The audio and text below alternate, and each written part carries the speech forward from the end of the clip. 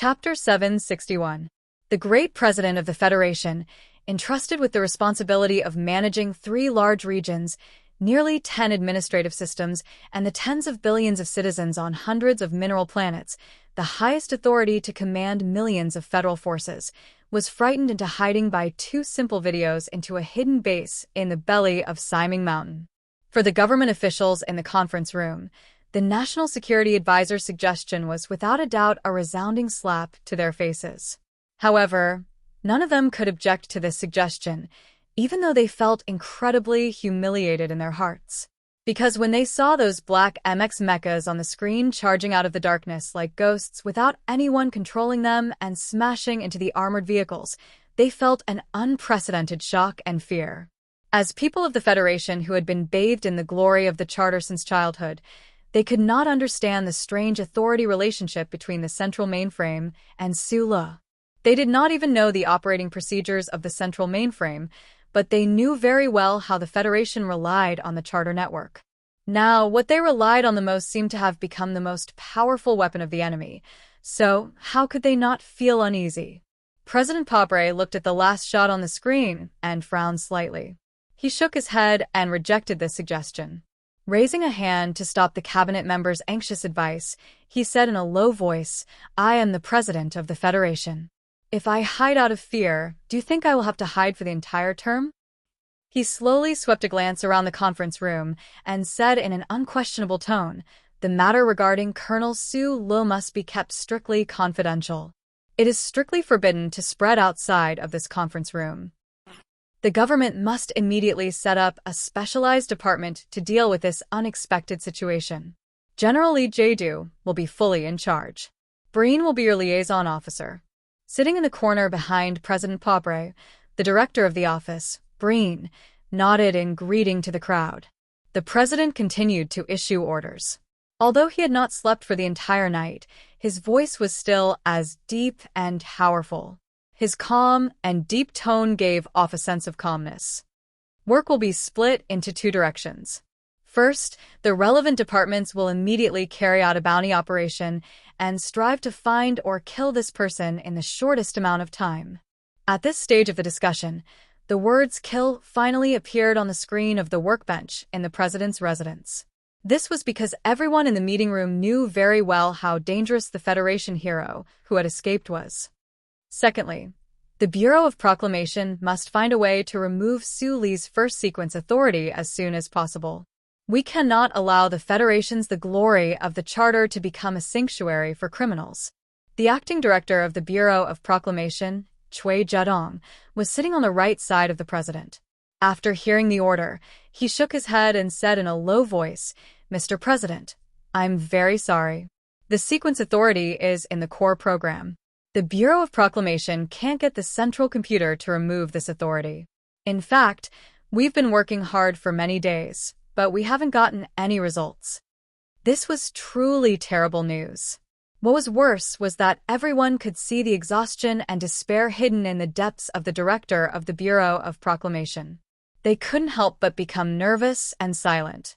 General Lee Jae-do, who had asked the Bureau of Proclamation at the very beginning, suddenly said calmly, regarding the issue of Su Li's authority, "I think that if the central computer can't remove his authority on its own accord, perhaps we should find a way to force the central computer to take back the authority passively." "What ways?" Chui Jadong looked at Lee Jae-do in confusion. He thought of what the other party had said on the street one day, and a faint hope grew in his heart. Although it was not much, it was still there. Conflicting program logic. Lee Jae-do looked at the crack in the road on the screen of light and said with a frown, "This matter has just taken shape, but before we have concrete evidence, even I am not confident that it can be done." He raised his head to look at President Pobre and said, "We need some time. During this time, we must give Su Lo enough pressure." The new director of the Federation Bureau of Investigation interrupted and said, regarding the first item, "The Bureau of Investigation of the Federation has already issued a red warrant. Please rest assured, Mr. President, and everyone else. The 3-level surveillance network of the Federation, even if the highest level cannot be activated, the Bureau of Investigation and the Ministry of Defense still have 2 levels of surveillance networks. Not only can we give Sulu enough pressure, I am confident that we can directly capture or kill him. Cui Zedong, who was not very energetic and had a tired expression between his eyebrows, looked at him mockingly and refuted, "As long as this strange first sequence authority exists and the central computer continues to help him, then all the automatic surveillance of the Federation will become meaningless." Data and information. You may not understand, but all data and information are under the surveillance of the central computer. Capture or kill him. I don't think that can be done by relying on the paralyzed two-level surveillance network. The director of the Federation Bureau of Investigation was silent and speechless. Somewhat angrily, he roughly combed his gray hair with his fingers. President Pobre's expression was as calm as usual.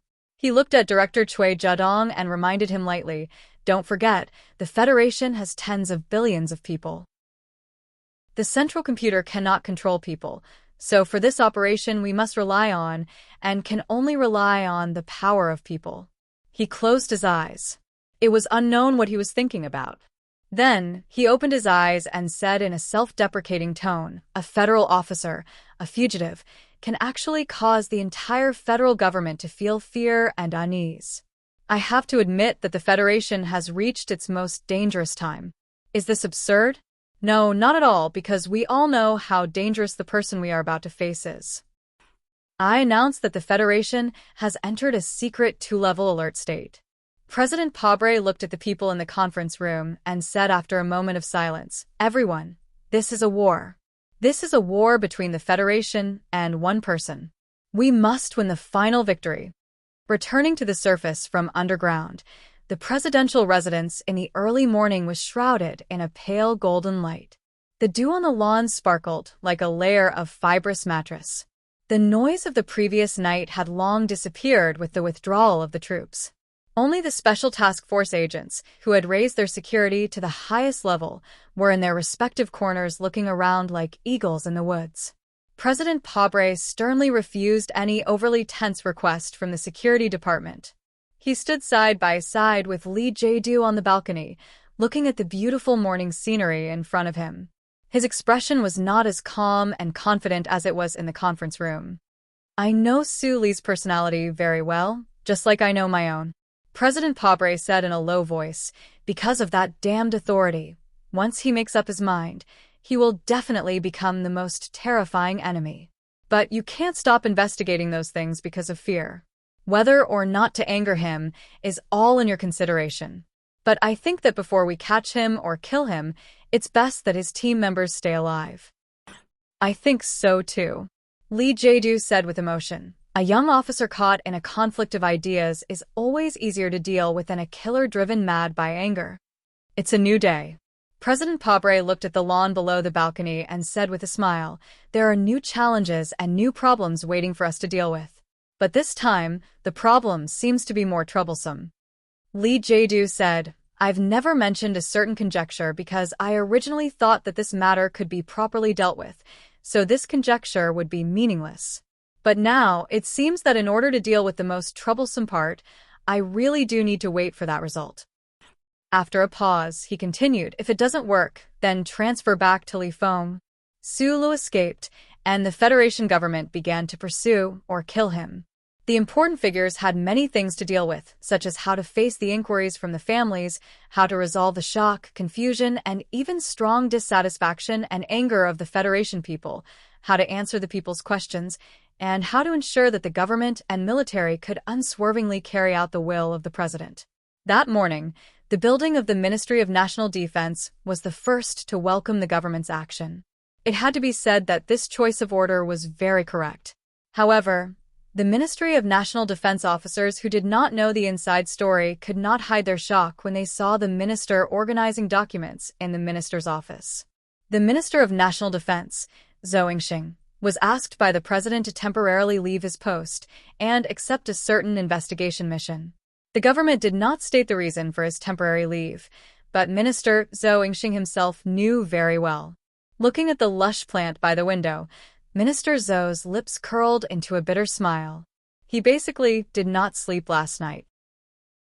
Although the secret military operation at Charter Square directly bypassed the Ministry of National Defense, as the Minister of National Defense, how could he not notice it? Until now, most people in the capital ring still believed that Su Lo was his prospective son-in-law, but this word had been delayed for 4 or 5 years. When this war between the Federation and one person began, because of this relationship, although the Minister of National Defense had a high position and the influence of Mo Cho Yingxing behind him, the president's office had to force him to leave this position at all costs. Of course, the government could not directly remove him, so they used the excuse of temporary leave. "Mr. Minister, do you want to bring this plant home?" "No, I have to come back," Minister Zhou said calmly. He was born in the military logistics system and was known for his low profile, but he had been the Minister of National Defense for almost 5 years. Of course, he had considerable strength in the army. In the face of the so-called temporary leave, he could have made a stronger response, even a response that would make the president's office feel very troubled, but he chose to leave peacefully. Zhou Yingxing narrowed his eyes as he walked out of the minister's office and greeted the shocked and confused officers with a smile. However, he felt a chill in his heart. The front line was still fighting, and the war with the empire was still ongoing. How could the federal army be in chaos? It seemed that the things Su Lu found were all true, and the president, who was good at grasping people's hearts, had already determined that he could only accept everything calmly in order to maintain the unity of the army. Chapter 762. The Federation's political reporters often mocked themselves for having a pig's sense of smell and a dog's sense of propriety. They knew very well what kind of reports could pass the review of the editorial department and the higher-ups in the political atmosphere at different times, and what kind of reports, no matter how exciting and eye-catching they were, could only end up as garbage data fragments in the workbench circuit. Based on these two characteristics, they had no reason not to notice the unusual situation in the capital last night. The field forces stationed in the suburbs had actually moved into Charter Square. It was said that it was a drill, but who would believe it? Then, through their own information channels, they obtained more sensational information. For example, the Federation government and Parliament Hill's security level had increased again, and it was said that the Federation Investigation Bureau was launching a secret manhunt targeting the hero of the Federation who had just returned from the Westwoods and had not been successfully intercepted by the reporters. All the reporters were flustered, excited, perplexed, and impulsive. They did not know if these things could be pursued or not, and what kind of shocking news would be released if they pursued them. However, after a short period of mental struggle, they still put on their windbreakers and rushed out of the doors of the major newspapers and television stations, rushing towards their own destinations. The reporters in a news event were like soldiers on the battlefield. If they smelled something but did not continue to investigate, it was equivalent to soldiers who raised their hands and surrendered without firing. No matter what the final result of this battle was, no reporter could forgive themselves for not raising their guns at that time. Then, the reporters found that they had run into countless cold iron plates. No matter what kind of good relationship they had, the various departments of the federal government had closed their doors to them today, and no one was willing to accept their interview. The Ministry of National Defense building was heavily guarded, and armed military police were guarding the door, forbidding anyone without a pass to enter. Even the Venus reporters with military backgrounds were not allowed to enter. The reporters anxiously shouted the name of the spokesperson of the Ministry of National Defense outside the cordon, and loudly asked if the news of Minister Zhou's temporary resignation was true. Only dead silence answered them, and the officers in the building looked at them with complicated expressions. No one from the management office of Charter Square accepted the interview. The members of Parliament who were in a hurry on Parliament Hill were collectively silent. The president's official residence even announced at the last minute that the routine briefing that was supposed to be held at 10 o'clock in the morning would be suspended for a day. The reporters, who had already pinned all their hopes on the press briefing at the official residence, made extremely dissatisfied noises. It seemed like a chaotic market, but in fact, they were cooperating very tacitly and continuously putting pressure on the press spokesperson. After the chaos lasted for a few minutes, the spokesperson of the president's official residence whispered to Director Breen in the side corridor. He then walked back to the stage and looked at the reporters who were looking forward to it. He gave a very stingy explanation. The explanation was very simple, but it was quite unexpected. It also gave the reporters of the Federation a lot of rich and exciting imaginations.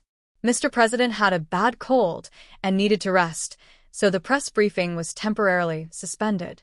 The reporters on the scene were collectively silent. They lowered their heads and quickly recorded the statement of the spokesperson on the light screen on the workbench. At the same time, they frowned and sketched out all kinds of possibilities with digital pens. The reporters knew that they couldn't get any more information from the president's official residence. They got up and rushed to the next government department that might be captured. This kind of action continued until the evening. The reporters took turns to fight between the various buildings in the Capital Special District and finally succeeded in blocking the deputy minister in front of the Ministry of Justice building. According to the latest information they had, the president's official residence had authorized the deputy minister to give a brief explanation to the major media about everything that happened last night until this morning. Yesterday at 21:40, in response to the terrorist incident on Parliament Hill a few days ago, the federal military successfully conducted an anti-terrorism exercise codenamed Late Spring in the area around Charter Square. Through this exercise, the various departments of the Federation government strengthened the information exchange and matching between each other. In order to face similar terrorist attacks again, they practiced relevant plans and gained a lot of valuable experience. Why did the news of a military exercise need to be announced by the Ministry of Justice? The reporters were keenly aware of this. They realized that the government would probably relent today, so they continued to ask without hesitation, "Mr. Minister, we just want to know, is the Federation government looking for Colonel Sulu? In addition, has Minister Zhou Yingxing been asked to resign from the Ministry of Defense?" Let me first correct one point. Minister Zhou didn't resign. He only went to the Federation's strategic equipment base for inspection at the special request of Mr. President. Because of the upcoming war in the Empire's mainland, the Federation's strategic equipment is facing a difficult test. The government needs an excellent general like Minister Zhou to fully lead this work. The reporters naturally didn't believe this statement, but since the government gave the answer, then what they needed to do was to interpret this answer. They quickly took notes with their digital pens and silently waited for the question that they and the people of the Federation cared about the most. As for Colonel Sulu, the deputy minister of the Ministry of Justice frowned and chose his words carefully. He slowly said, "Yes, from a legal point of view, we can say that he is currently wanted by the Federation." The deputy minister looked at the reporters and continued to explain. Colonel Sulu left the Westwoods region camp without permission. The military asked him to explain the situation, but he never reported it. In addition, according to the Bureau of Proclamations investigation, Colonel Sulu had a very close relationship with the suspect who died in the terrorist attack on Parliament Hill. However, regarding this point, he never reported it to his superiors. "This is the entire reason for looking for Colonel Sulu?" a reporter asked sharply.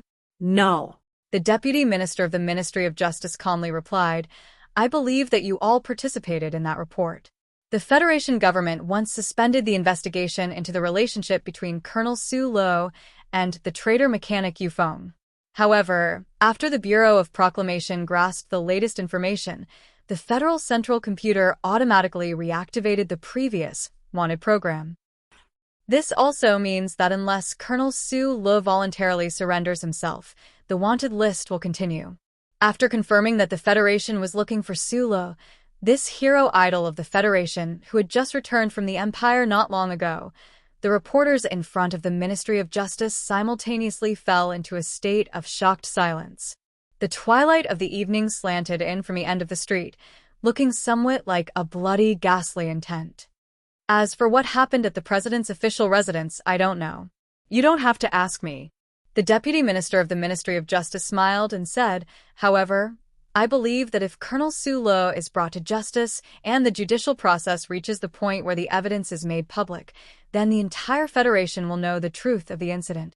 Above and below the silent stone steps, the knowledgeable and experienced reporters found it difficult to suppress the emotions in their hearts as they let out a series of noisy exclamations of shock and astonishment. What they heard could not be written in the report, but they could keenly discern the hidden meaning behind these words. Could it be that the military operation last night, the president who is not in good health today, and the currently wanted Colonel Sulu had some kind of terrifying connection? Reporter Wood had been quietly standing at the periphery of the crowd. He was wearing a woolen vest today, and the cigarette in his hand seemed to be constantly burning. He suddenly stretched out his hand. With Wood's status in the industry, and with the Capital Special District Daily News, when he stretched out his hand, the reporters who were immersed in shocked discussions immediately fell silent. Wood furrowed his brows and took a deep drag on his cigarette before asking, "Mr. Deputy Minister, may I ask if the wanted list this time has anything to do with Colonel Sue Lee's press conference yesterday afternoon?" The Deputy Minister of the Ministry of Justice silently looked at him with cold eyes and extremely simple and direct answered, "It has nothing to do with it." The hero of the Federation, Colonel Sue Lee, became a criminal wanted by the Federation.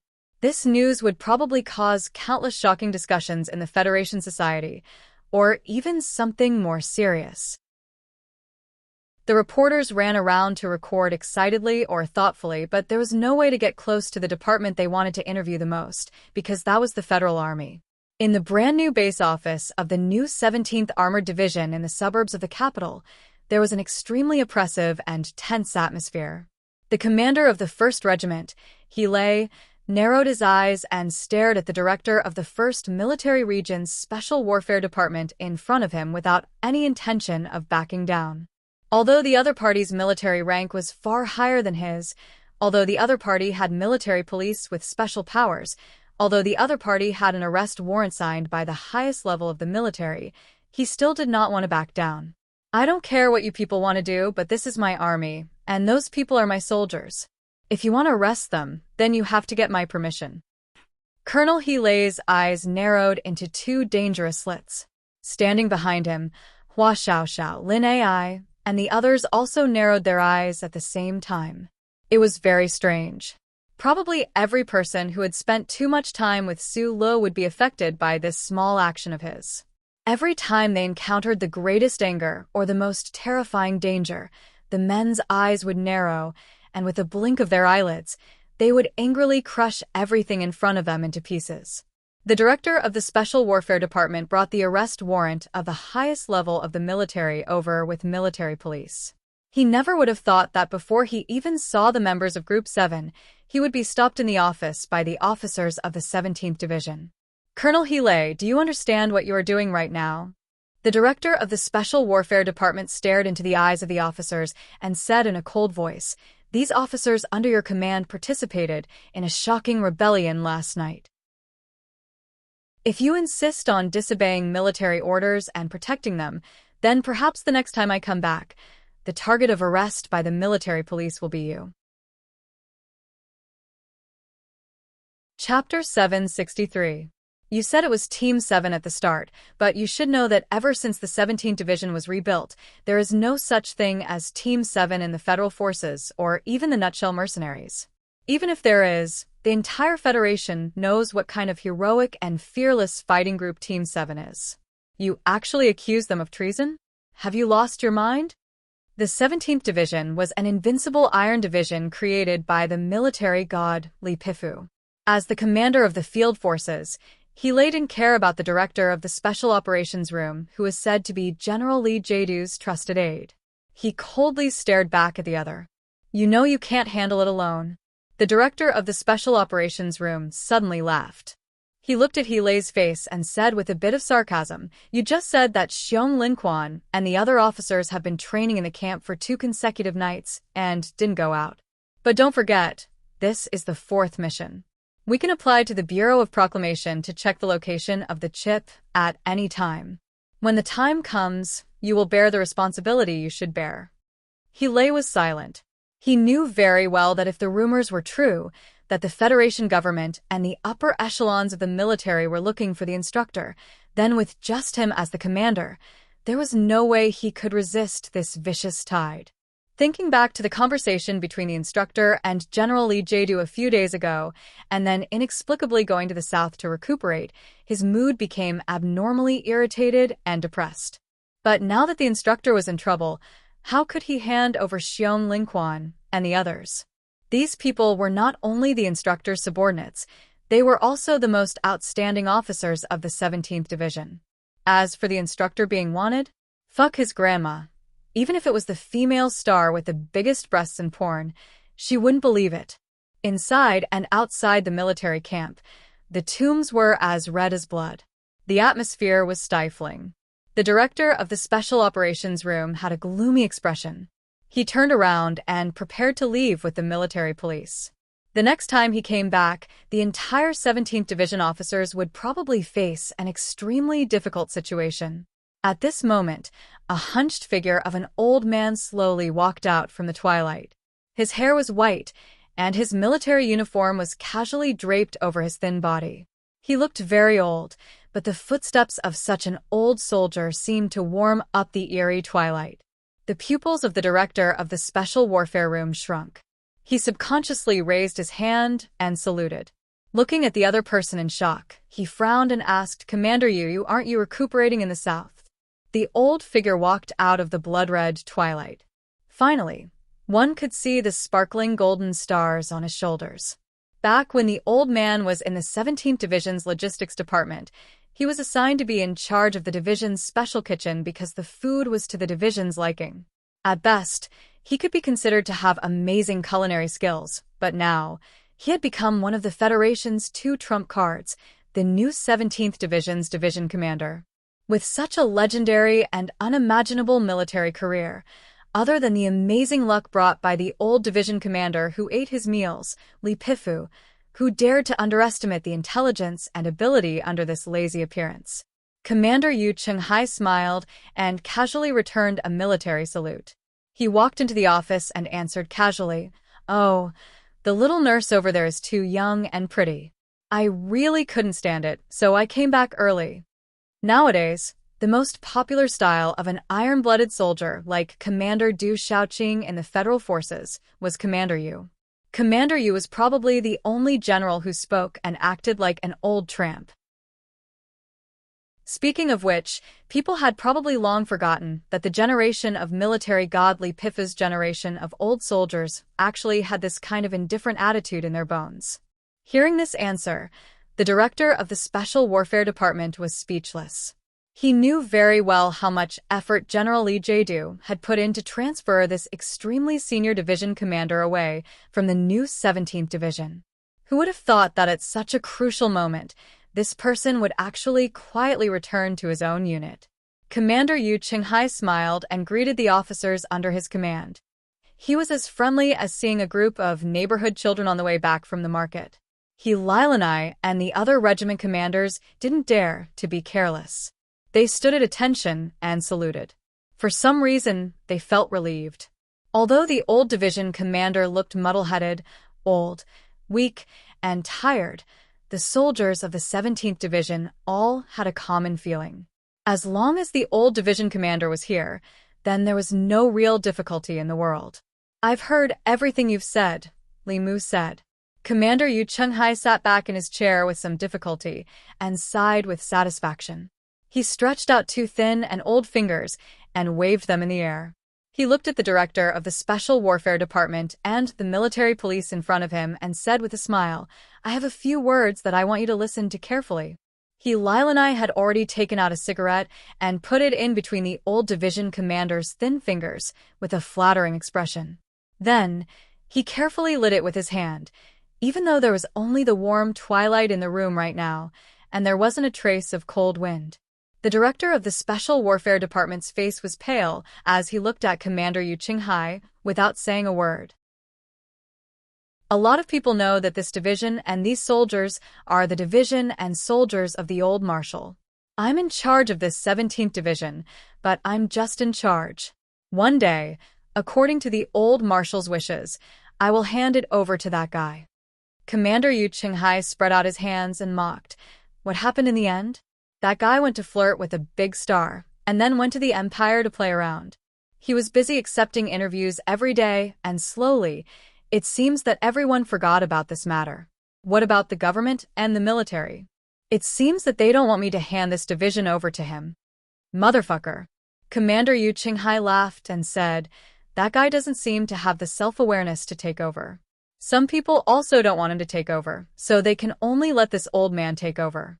But in the end, being in charge is just being in charge. So a few days ago, someone asked me to go to the military hospital to recuperate, so I went. But to be honest, the food in the military hospital's recuperation center is really bad. Suddenly, Commander Yu Qinghai's expression became serious and said, "But since it has come to this situation today, it seems that I can only continue to be in charge of this division. Since that's the case, the people you want to arrest are my soldiers. Do you think this is appropriate?" The director of the Special Warfare Department swallowed with difficulty and explained in a low voice, "This is an order from the highest level. Colonel Su Le is suspected of..." Commander Yu Qinghai suddenly jumped up from the chair. Such an old general was actually more agile than a rabbit. It was really amazing. "I don't care about Su Le.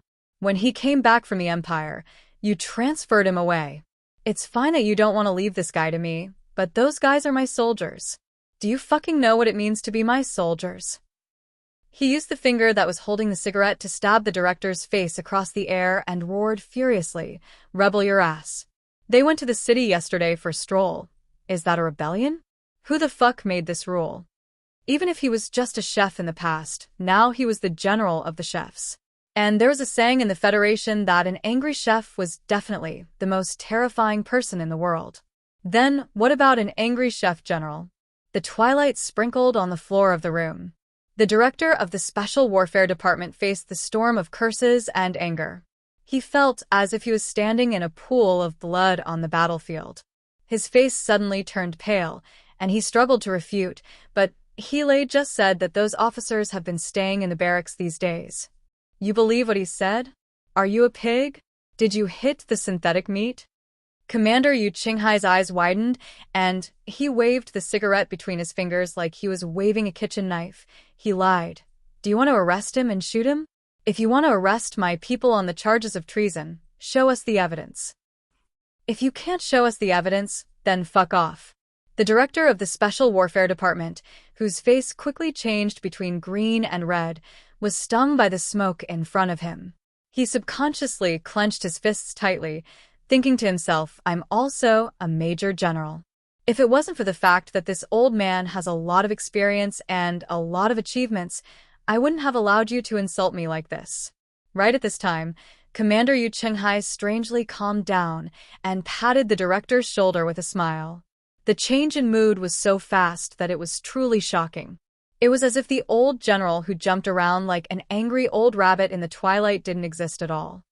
Please tell General Li Jiedu that we are the Federal Forces. Commander Yu Qinghai was silent for a moment, and then said with an extremely serious tone, we abide by the Federation's laws and regulations.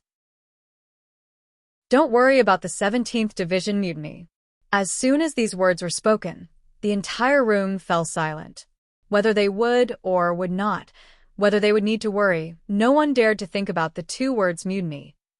Even more so, no one thought that Teacher Yu would actually be so shrewd and ruthless despite his age. Everyone was silent in their hearts. The director of the Special Warfare Department had an extremely ugly expression. He had probably never encountered such a crazy situation in his entire life in the military. This isn't a threat. Commander Yu Qinghai gazed at the twilight outside the door and said with a sigh, the Marshal's troops are trustworthy. Remember to tell him that this troop is his father's life's work. It's worth cherishing. Facing the strong resistance of the new 17th Armored Division, from the commander to the ordinary soldiers, the major general who had personally come to arrest them, and the military police directly under the command of the military headquarters were like a pack of wolves frightened by an old rabbit. They silently left the base. Commander. Xiong Linquan and the others who had been nervously hiding behind the room walked out from behind the door. They saluted the old general in the twilight with gratitude and admiration. Then they reported with shame that Gu Shifeng and a dozen other members had been arrested by the other troops last night. Right now, they didn't know where they were locked up. Why are you telling me this? Why are you telling me this? Commander Yu Qinghai's eyes suddenly widened, and the traces of blood were particularly clear. He said angrily, so what if I know? Do you really expect me to charge into the capital with the entire division, take over the Ministry of Justice, and establish a new government? Everyone was silent. You're the one who said such crazy things. We didn't even dare to think about it. Commander Yu Qinghai paused for a moment and then said, I understand Li Jiedu. He respects the ordinary soldiers and won't destroy the foundation of the Federation. After all, he is a member of the old Li family. The key is Su Le and you guys. Where did you guys go? What is going on? Xiong Linquan hurried forward and honestly told him the things they knew. After listening to their explanation, Commander Yu Qinghai was silent for a long time. Then he sighed and said, the troops now feel more and more different from the troops of the past. They are more formal and powerful, but I always feel that something is missing. The smell of green onions, or the smell of humans. Each generation is worse than the last. This veteran who had participated in countless battles with the military god Li Piffle looked at the bloody twilight and commented angrily, they are all a bunch of fucking bastards, including Su Le. Chapter 764. Ambush. We've been ambushed. Gammo, retreat. Retreat. Captain, we can't hold the position anymore. 30 wolf fangs. I have 30 wolf fangs here. I repeat. Requesting air support. Our electromagnetic beam cluster has failed. It has failed. Air support hasn't arrived yet. The anxious and hoarse voice came to an abrupt end with the cold sound of metal rubbing against each other. On the charred slope, a black and blue wolf fang mech of the Imperium was half-squatting indifferently outside of the Federation's quick-solidifying cement works. It slowly pulled out an alloy blade from the square firing hole. The micro-engines attached to the mechanical joints of the mech hummed like the low roars of a herd of beasts, vibrating the dry air. The violent explosion was like a large cold flower blooming in the field. On the hillside, the Empire's wolf fang mechs leaped at high speed.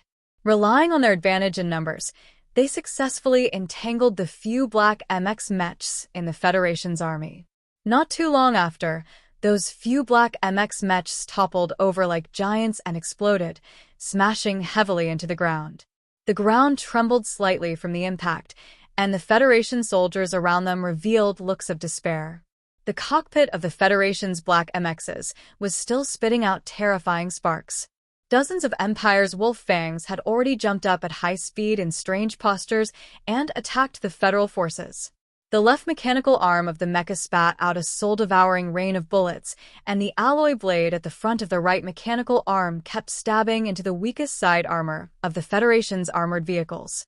Although not every stab was successful, there were still tragic scenes of vehicles collapsing and people dying from time to time. The black smoke mixed with the dry and hot air enveloped the entire battlefield. The twilight of the distant star couldn't even penetrate the smoke. The blood-red light was wrapped in the black smoke, looking like black blood that was about to solidify in the soil. In this dark blood-like twilight, the Federation troops, who were at an absolute disadvantage, bravely and desperately launched the craziest counterattack. However, in the end, they could only become corpses or even sad fragments. This was the Empire's Inkflower planet, an ordinary administrative planet located between the L9 and X3 systems. In the past few days, the Federation and the Empire's military had simultaneously increased their investment in this administrative planet. The Federation had to seize this strategic location in the L9 system for the late spring offensive, while the Empire had used that magnificent retreat to successfully buy time. The massive Empire had finally made preparations for an all-out war, and they wanted to use the complete victory on planet Mo Hua to announce to the entire universe that they would not take a single step back. The scenes of the desperate battle that took place above were played out from time to time in various areas of the planet. However, the offensive and defensive battles in the fields and on the hillsides gave off a strange flavor. Both the Federation Command and the Empire found it incomprehensible because of the great disparity in strength here. The real-time signals on the battlefield were quickly transmitted to the Federal Forces forward base on Planet Yellow Disaster. The conference room was deathly silent. The officers' expressions complicated as they looked at the commander under the giant screen in front of them, silently enduring his anger. General Yi Changtian, the commander-in-chief of the Federation's front lines, stared at the slightly delayed satellite image like an injured eagle. After confirming that he could no longer receive any signal from that camp, he took a deep breath and angrily slammed his right fist on the control panel. The violent force caused the white hair on his head to tremble incessantly.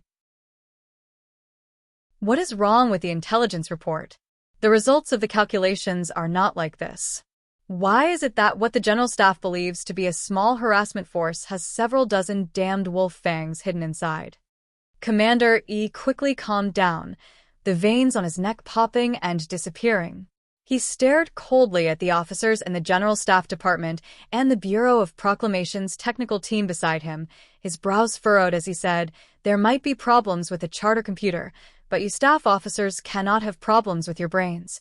An officer from the Bureau of Proclamation stood up and explained in a low voice, "Right now, we still don't know if there is a problem with the information collection or a problem with the calculation program. We are conducting a post-mortem investigation." Commander Yi didn't even look at this person. Ever since he participated in the war with the Marshal many years ago, he didn't have the slightest good impression of those Bureau of Proclamation officials who followed the army like ghosts. He stared coldly at the staff officers under him and said, "How many times do I have to repeat this? War is a war of people. We need the calculation results of the charter computer, but we cannot rely on it." In this attack and defense battle on planet Mo, the federal forces suffered extremely heavy losses. The entire regiment was pincered by the Empire's army from 3 sides, suffering heavy casualties. The camp that took on the most difficult mission might not even be able to keep its designation. In this huge war of the Federation's invasion of the Empire, today's losses were not the most terrifying. It was far from the counterattack that was directly commanded by the Empire's princess last year. In that battle, the commander who succeeded in using his own stupidity to bury thousands of Federation soldiers had already been punished by the military court. A battle of this scale didn't even need the Federation's commander-in-chief to personally command. In fact, the commander of this battle was indeed not him, so the officers in the base didn't really understand why the general was so angry. Commander Yi walked out of the command room with a gloomy face. The orderlies quickly followed him with a large alloy cup on the table. Like the battlefield in the distance, the base of Huang Yi was also in the evening. General Yi Changtian frowned as he stood in the blood-red twilight. He couldn't calm his emotions for a long time. That regiment was from the West Woods, from the 4th Military Region. They had just arrived at the front line, but they suffered such a heavy blow. Tiger was dead. It was said that there was a problem with the Ancient Bell incident. Just a moment ago, it was said that something big happened in the capital. The Westwoods troops were ordered by the government to come to the front line of the Empire. This had already aroused the suspicion and anger of many people in the Westwoods. At this time, any troop could be in trouble, but only the troops in the Westwoods couldn't be in trouble, especially this kind of trouble that could easily cause people to find excuses and reasons to be angry. Standing on the balcony of the Constitutional Bureau and looking at the lawn that had been designated as an absolutely restricted area tens of thousands of years ago, Li Zidao, who was holding a teacup, smiled and said, "I heard that old Director Tai's main hobby was to play golf. With such a large lawn as his practice field, no wonder no one in the entire capital's special district was his opponent." The work of the Bureau of Proclamation is very mysterious in the eyes of ordinary people. In fact, it is very boring. If you don't find some hobbies, it is very difficult to continue doing it for a long time.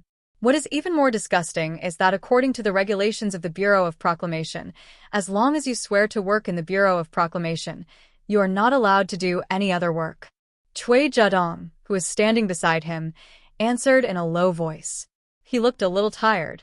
In the past few days, because of that problem, as long as the acting director of the Bureau of Proclamation stayed in the Bureau of Proclamation building, he would feel that there was a ghost hiding in the depths of the ground, coldly looking at him. After pausing for a moment, he forced a smile and said, "The road you came from is cut off in front of the building. According to the old director, it means that once you enter this building, you don't have to go out again." Li Jiedu frowned slightly and said in a light voice, "It sounds like you have the intention of retreating. There is no way to retreat because I am old and have no one to rely on," Cui Zhedong answered calmly. "Ask me a question that I have always been concerned about." Li Jiedu didn't want to probe too deeply into the mental world of this important partner of his, so he asked, "Changing key data and causing the death of a citizen of the Federation, in my logic, should have already violated the second of the 3 core laws of the Charter. The first of the 3 laws was, do not hurt people, and do not stand by and do nothing when people are hurt. The second law was, obey all orders of people, but do not violate the first law. The Charter computer is dead."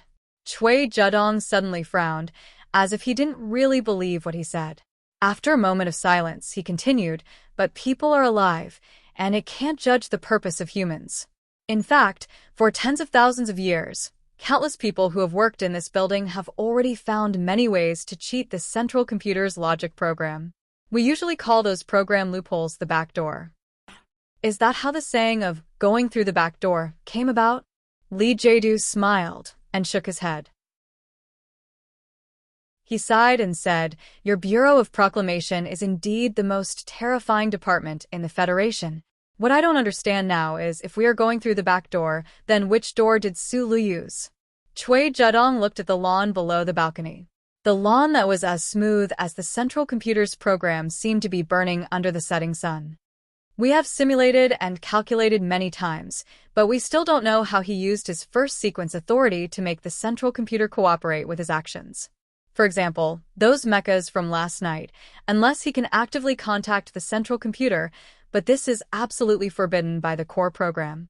Then what about physical operations? In the official residence this morning, you also mentioned that the central computer is strictly forbidden from physical operations." Li Jiedu's expression became somewhat complicated. He turned around to look at the box-like building behind him and suddenly said, "I'm thinking, if at this time Su Lu directly orders the central computer to blow up this building, what other choice do we have other than to die? I'm not worried about this happening. Going back to last night, those mechas didn't make a single fatal attack on the Iron 7 division. The 3 laws still exist. And fortunately, they still exist. Otherwise, I really would have gone crazy. Of course, before I went crazy, this world would have been destroyed." Cui Zhedong laughed self-deprecatingly, then looked at Li Jiedu seriously and asked, "Regarding the issue of his authority, can you solve it?" Li Jiedu was silent for a moment before saying, "Too much time has passed since that explosion. That little girl's biological marker from back then has already lost its effect, so I'm looking for another way." Cui Zhedong didn't ask any more questions on this issue. He said, "Actually, I really admire your foresight. At the time, everyone thought that Su Lu was dead, but you were the only one who thought that he might still be alive and that he might be able to cause damage to Mr. President's career."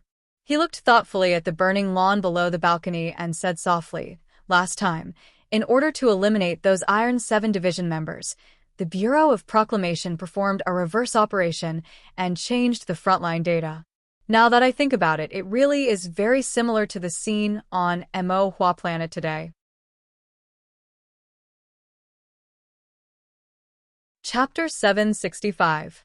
In the end, Dong Fengyu became the scapegoat. "I'm a bit worried. If teacher Xiaoqing finds out the truth in the future, will he?" Cui Zhedong didn't ask any more questions, and Li Jiedu didn't answer either. Instead, he talked about the method he used to deal with the members of Group 7. No matter how great and complicated a cause is, it's all made up of specific details. That's why I won't overlook any details, and I won't underestimate any potential enemies. For example, that officer named by Yulan. Or those members who seemed like they couldn't cause any trouble. Many people seem to have forgotten the hidden backgrounds behind those members. Even if Su Lu really did die, if those members were united by someone with the intention of forming a force, that force would still be very impressive." He suddenly had a trace of self-deprecation. "In all these years, I've only made one mistake in this regard. In the end, because of this mistake, Byron and those old fellows left us before we could see victory." "You're talking about Shi Qinghai?" Cui Zhedong asked. Yes, sure, Qinghai. Li Jiedu's gaze was complicated. I thought I had already paid enough attention to him, and I made a very powerful arrangement to end his life. But in the end, I realized that this person deserved more attention. Killing him should have been done even more. In the twilight, Cui Zhedong suddenly said, I heard that teacher Yu is back. Old people always have a temper. They don't want to stay in the sanatorium for long. We can only respect his wishes. Li Jiedu lowered his gaze slightly and said indifferently, but now that the front lines are in a state of emergency and the offensive at the end of spring may be delayed, I think that the front lines need iron soldiers like the new 17th Division. The problem is that the front line suffered a setback this time, and only one regiment failed. Cui Zhedong quickly understood what he meant. He was shocked and frowned as he voiced his doubts.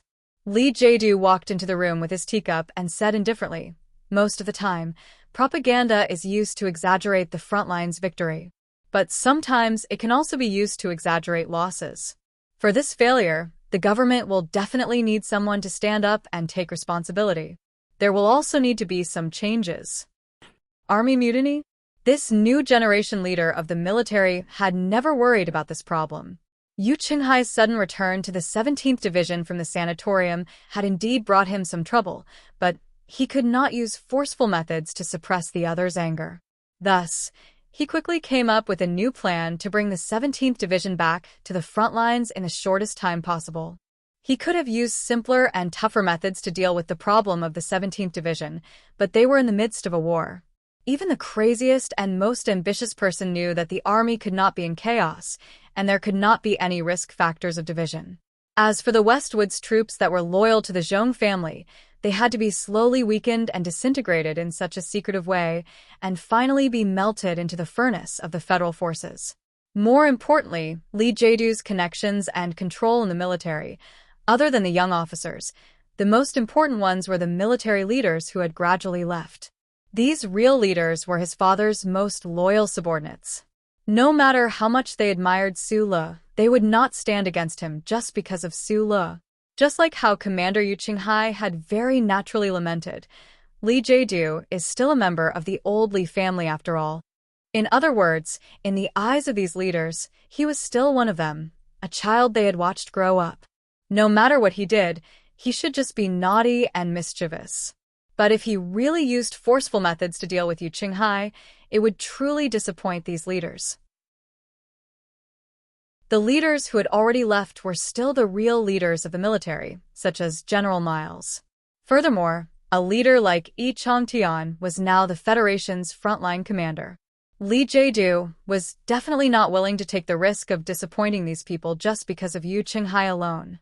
Moving the difficult-to-deal with Commander Yu Qinghai and his 17th Division to the front lines would not raise any objections from these leaders.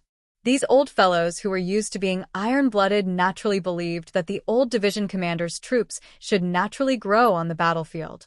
But Du Shaoqing and his Iron 7th Division would probably be more willing to fight against the Empire on the front lines and not chase after that guy around the Federation's own city. Last night from 11 p.m. to 1 a.m., where were you? In a dark room, a Federation Investigation Bureau official lowered his body and stared like a wolf at the chubby man in front of him, who looked extremely honest. He was almost roaring as he interrogated. I forgot. Forgot? How come I remember that you were arrested in the Ministry of Finance building's toilet? You still ask if you know? Gu Shifeng's eyes widened as she looked at the crazy guy in front of her. She thought to herself, is this a cop movie? How can there be such a retarded dialogue? Why did you appear in the Ministry of Finance building so late at night? The Federation Investigation Bureau official angrily unbuckled his belt. His movements were very handsome and fierce, just like a character in a movie. Gu Shifeng's eyes were still wide open as she said, because the scenery was good from that angle. The official was stunned for a long time before he slammed the table and loudly questioned, then how do you explain the equipment we found in the toilet? Fuck. I'm a soldier. Of course, I have to bring equipment to eat. Gu Shifeng was clearly even angrier than the official who interrogated her. She slammed the table with even more force than the other party. Her voice was also louder and more confident. I've been to the front lines. I'm a war hero. What's with your attitude? You're not allowed to torture a war hero. May 17th, 11 p.m. to 1 a.m. Where were you? The obviously tired official rubbed his messy hair and stared at Gu Shifeng across the table. I don't know. Gu Shifeng slammed the table heavily and angrily shouted at the Federation Investigation Bureau official, "Don't do anything. I'm a soldier. I've been to the front lines. I'm a war hero." The members of Team 7, who were arrested around Charter Square, were now detained in an abandoned factory in the suburbs of the capital. They were under joint investigation by the FBI and the military police department. Just like this, they repeated the boring process. God knows how many days had passed. Group 7 was a hero group that the Federation government had put a lot of effort into building. Who in the Federation hadn't seen the documentary? This place wasn't far from the front lines of the Federation, so the members were treated well when they were locked up. They weren't handcuffed and were even housed in a dormitory. It really made these guys recall their days as new recruits. Seeing Gu Shifeng being pushed in by the military police, Da Vinci, who was scratching his feet, mocked, "Boss Gu, don't tell me you only know how to say the same few words over and over again. Fuck, don't you find it annoying to say the same few words every day?" He moved his left leg with some difficulty and said with a smile, "You should learn from me. I scolded the head of the military police today. They don't dare to use torture, so why shouldn't they scold me?" The members in the room all agreed. "Stop talking nonsense." Gu Shifeng sat down on the bed and subconsciously flicked his 10 round fingers on the bed. "I'm not like you guys. I don't have a governor for a father, and I don't have a billionaire for a grandfather. If those guys really want to torture me, I can't do anything." The members heard this and didn't care about Gu Shifeng's status as a temporary commander. They all mocked him for hating his father for not being an official. Da Vinci's father was the governor of Xixia State. Like him, many of the members of the team had extremely terrifying backgrounds. The Federation Investigation Bureau and military police wanted to torture this group of young masters? That would probably cause a large group of Federation officials to protest angrily. Back then, President Pobre had sent these hedonistic soldiers who lived corrupt lives in the Harbor City Garrison District to Sulu for political reasons, but who would have thought that these hedonistic soldiers would actually be turned into the most outstanding Federation soldiers by Sulu? Now, the backgrounds and family backgrounds of these hedonistic soldiers had become a big problem for the president's official residence. Sulu, this Donglin rock, had once successfully resisted the pressure of the Federation officials and turned these hedonistic soldiers into sweaty red meat on the training field. President Pobre, this Donglin rock, had to manage the Federation, but he couldn't be as valiant and cold as him. Speaking of which, you guys have always been unconvinced by the old members. Gu Shifeng rolled his eyes amidst the laughter of his team members and said mockingly, "Now you see the difference, right? I told you not to touch this guy, and what happened? All the old guys ran away and you guys were all caught. Huh. Look at Da Vinci's pathetic appearance. He actually got shot. That's true. The bullet doesn't know you're the eldest son of the governor's family."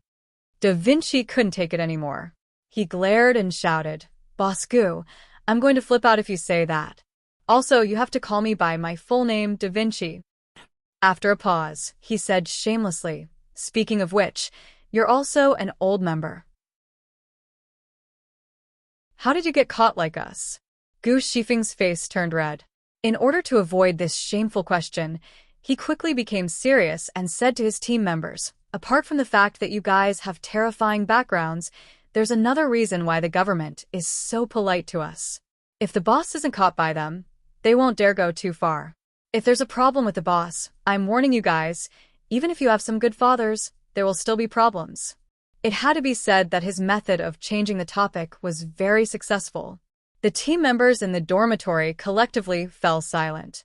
They weren't worried about how they would be hurt, but they were worried about the boss's current safety. In an extremely inconspicuous coffee shop in the capital, Chief Editor Bob wiped the sweat from his forehead. He looked at the young man wearing a hat and said self-deprecatingly, "Literati are literati after all. They're useless. I've never been as nervous as I am today." Expressing bravery in the newspaper is indeed much easier than in reality. Don't worry, I'm sure no one followed you here. The young man used his index finger to push up the brim of his hat and revealed a comfortable smile. Suddenly, he heard a commotion outside the coffee shop. He looked out the window in confusion, and a moment later, his small eyes revealed shock and complicated emotions. There was a sunset in the sky above the street at dusk. It was as red as blood, and there was a group of young students wearing black masks. They were from the Capital University. They walked silently under the gazes of the people on both sides of the street. In the front row, they held two long banners. "We use silence to denounce the persecution of the Federation's heroes. Colonel Sulu, you're not alone. I'm going to be pushed out of next week's rankings.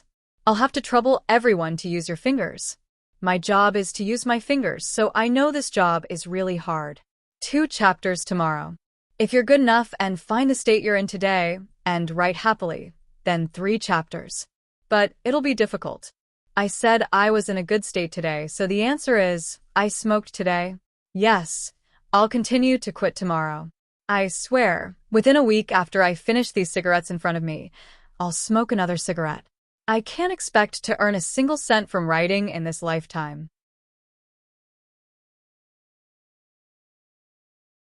Chapter 766. Bob watched the young students wearing black masks walk past the window.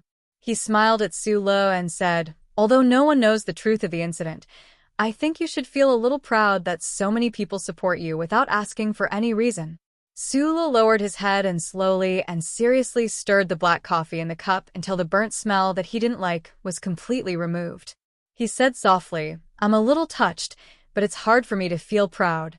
He raised his head, and his straight eyebrows under the shadow of his hat appeared particularly calm. "The reason lies in what you said about not asking for any reason. Now, the people in the Federation still believe that I'm a hero of the Federation, so they support me without any reason. But what if I'm really a criminal who uses the mask of a hero to hide his evil?" Chief Editor Bob frowned. He didn't understand why he felt this way. The scene just now reminded me of the Macklin Project. When we were trying very hard to send that senator to court, the streets of the entire Federation were filled with angry young students. Sulu looked at the chief editor and said, "Which should have already told you that the guy who sent the evidence to the newspaper was the attacker who broke into Parliament Hill a few days ago. He's also my best friend. I also know that this guy named Shi Qinghai participated in the assassination of Macklin with you. Of course, after that, he was tacitly approved by the Federation government, and the so-called assassination became a purge operation." Bob was still frowning and asked, "But why would you think of this? The people on the streets may have misjudged and supported the wrong side, but I've always insisted that they don't need to be responsible for these things. Because the Federation government, the Parliament, and those big shots in the upper class have never given the people a chance to know the really important information, such as the evidence in the Macklin Project. In the end, it only became a bargaining chip between the government and those families to exchange benefits." "You're saying that this is the information of George Carlin?" Bob said. "Information asymmetry will inevitably lead to social injustice." Sulu was still slowly stirring the black coffee in his cup, but he had no intention of drinking it. He said, "I haven't read many articles in this area, but I know that there seems to be a saying in the intellectual world that people who easily fall into a collective unconscious frenzy are exposed to too much information that is too complicated to distinguish. It's not a good thing. Although I've always been considered a liberal gatekeeper, I agree with some sayings. There is no absolute freedom in the universe, and there is no absolute disclosure of information." Bob picked up the porcelain cup in front of him, looked at Sulu, and said seriously, "For example, what if the people of the Empire knows about confidential information that involves the security of the Federation? The problem is that the power to determine whether or not this information endangers the security of the Federation has always been in the hands of a very small number of people. As long as they want to, they can even treat the details of the Federation's tax budget as important economic secrets." Sulu shrugged slightly and said, "Also, before the 37th constitutional calendar, the Federation had no enemies in the universe at all, so naturally, there was no information that could endanger the security of the Federation. But at that time, Was there any real information that could be publicly disclosed? Bob tilted his head and thought for a moment, then shook his head with a smile. He took a sip of the slightly hot coffee, wiped the trace of sweat on his cheek, and said with a serious expression, "I took such a big risk today to meet with a wanted criminal of the Federation. Naturally, I don't want to relive the heated discussion on campus." After a short pause, the chief editor looked at the rippling coffee in the cup and said thoughtfully, "Before the death of the military god, it was the last interview that I did. The main purpose of that interview was not to create a monument or a statue for the old man, but to use that shocking fact to clear your name of being involved with treason. Obviously, the military god did try to make you his successor, and Mr. President's admiration for you is known to the world. However, according to the information that we have, this time it was Mr. President and General Lee Jae-do who were directly targeting you. The military god trusted our newspaper and gave us the honor of the last interview. Plus, the Macklin case that we never met and worked together before, I think this should be enough to explain my professional reputation.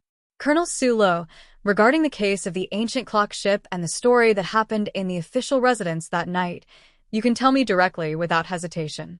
Su-lo did not hesitate. He took off the military watch on his wrist, entered the password, and started the relevant program.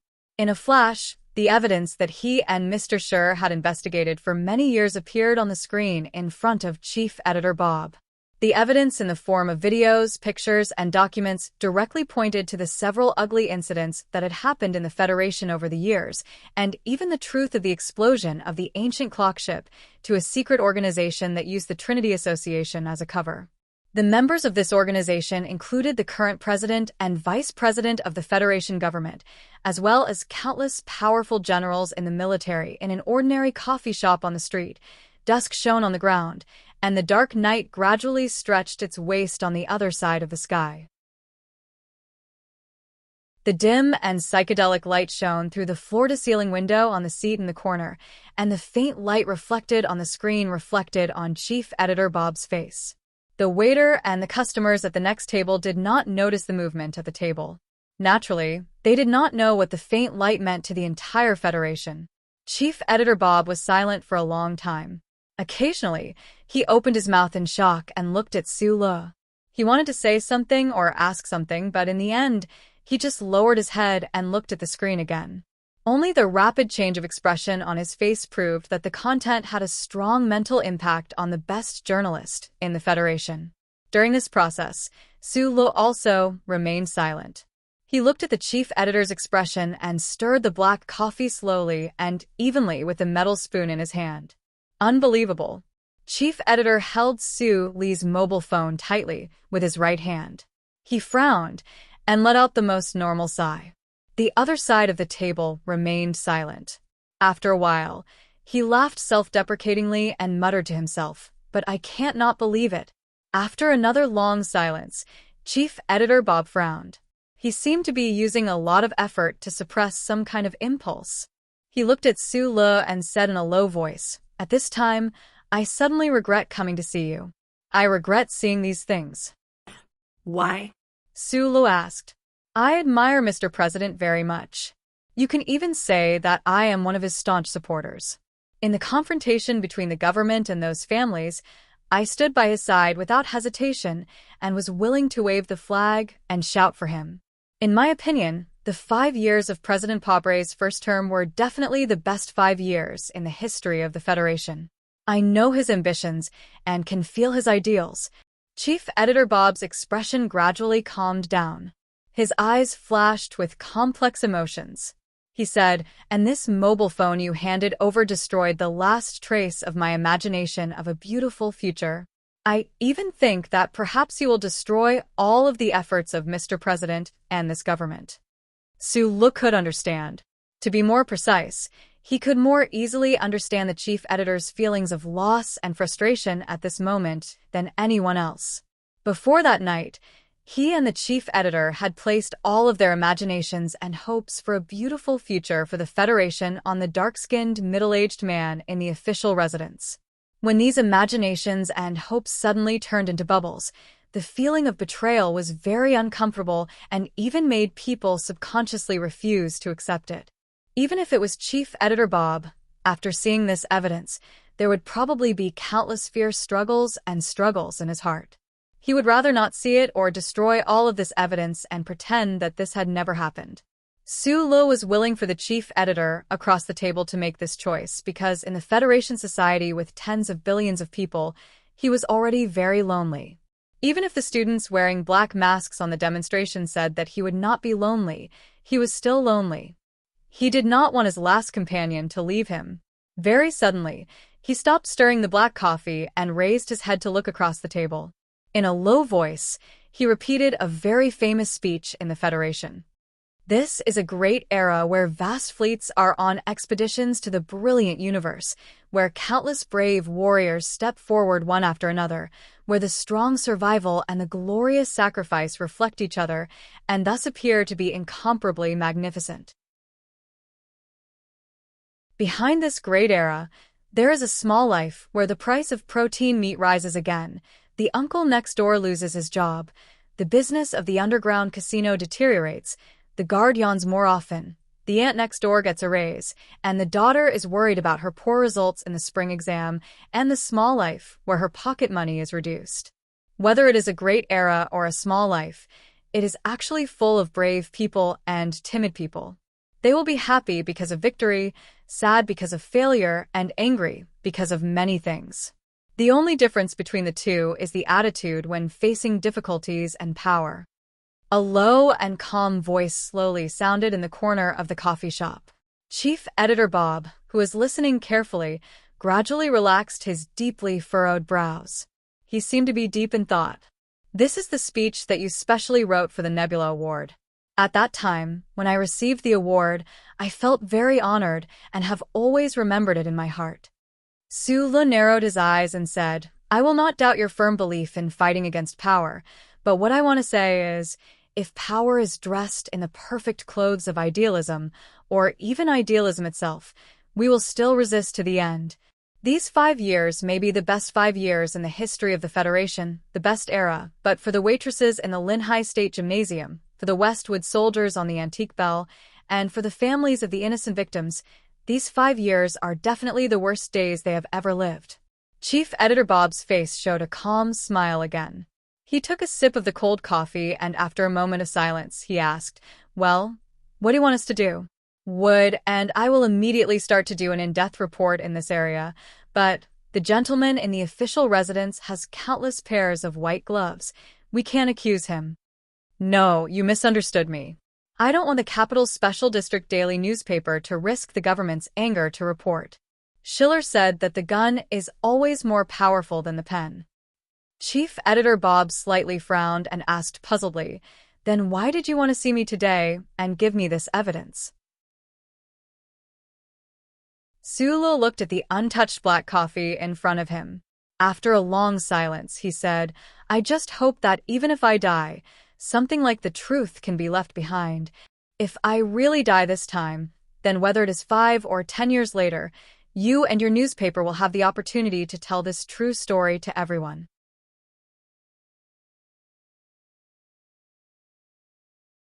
Chapter 767.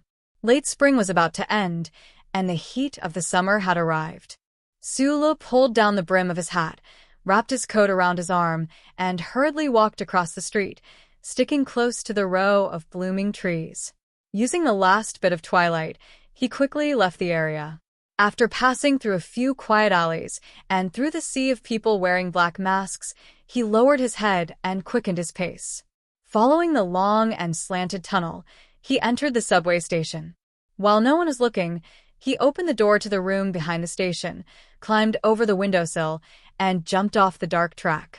In the distance, there was a subway coming at a high speed. He squinted his eyes and moved forward against the light. His body accurately stepped on the only safe zone that was found by the old guy's precise calculation.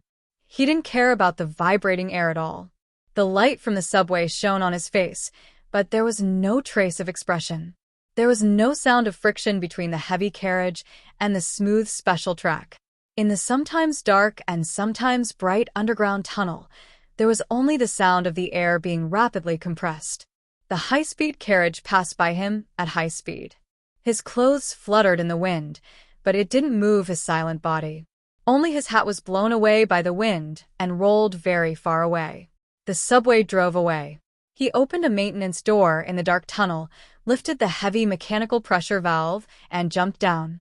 He returned to his own underground world, the underground network of the Capital's Special District. In the depths of the slightly damp dark tunnel, there was a bed, a lamp, and a few books.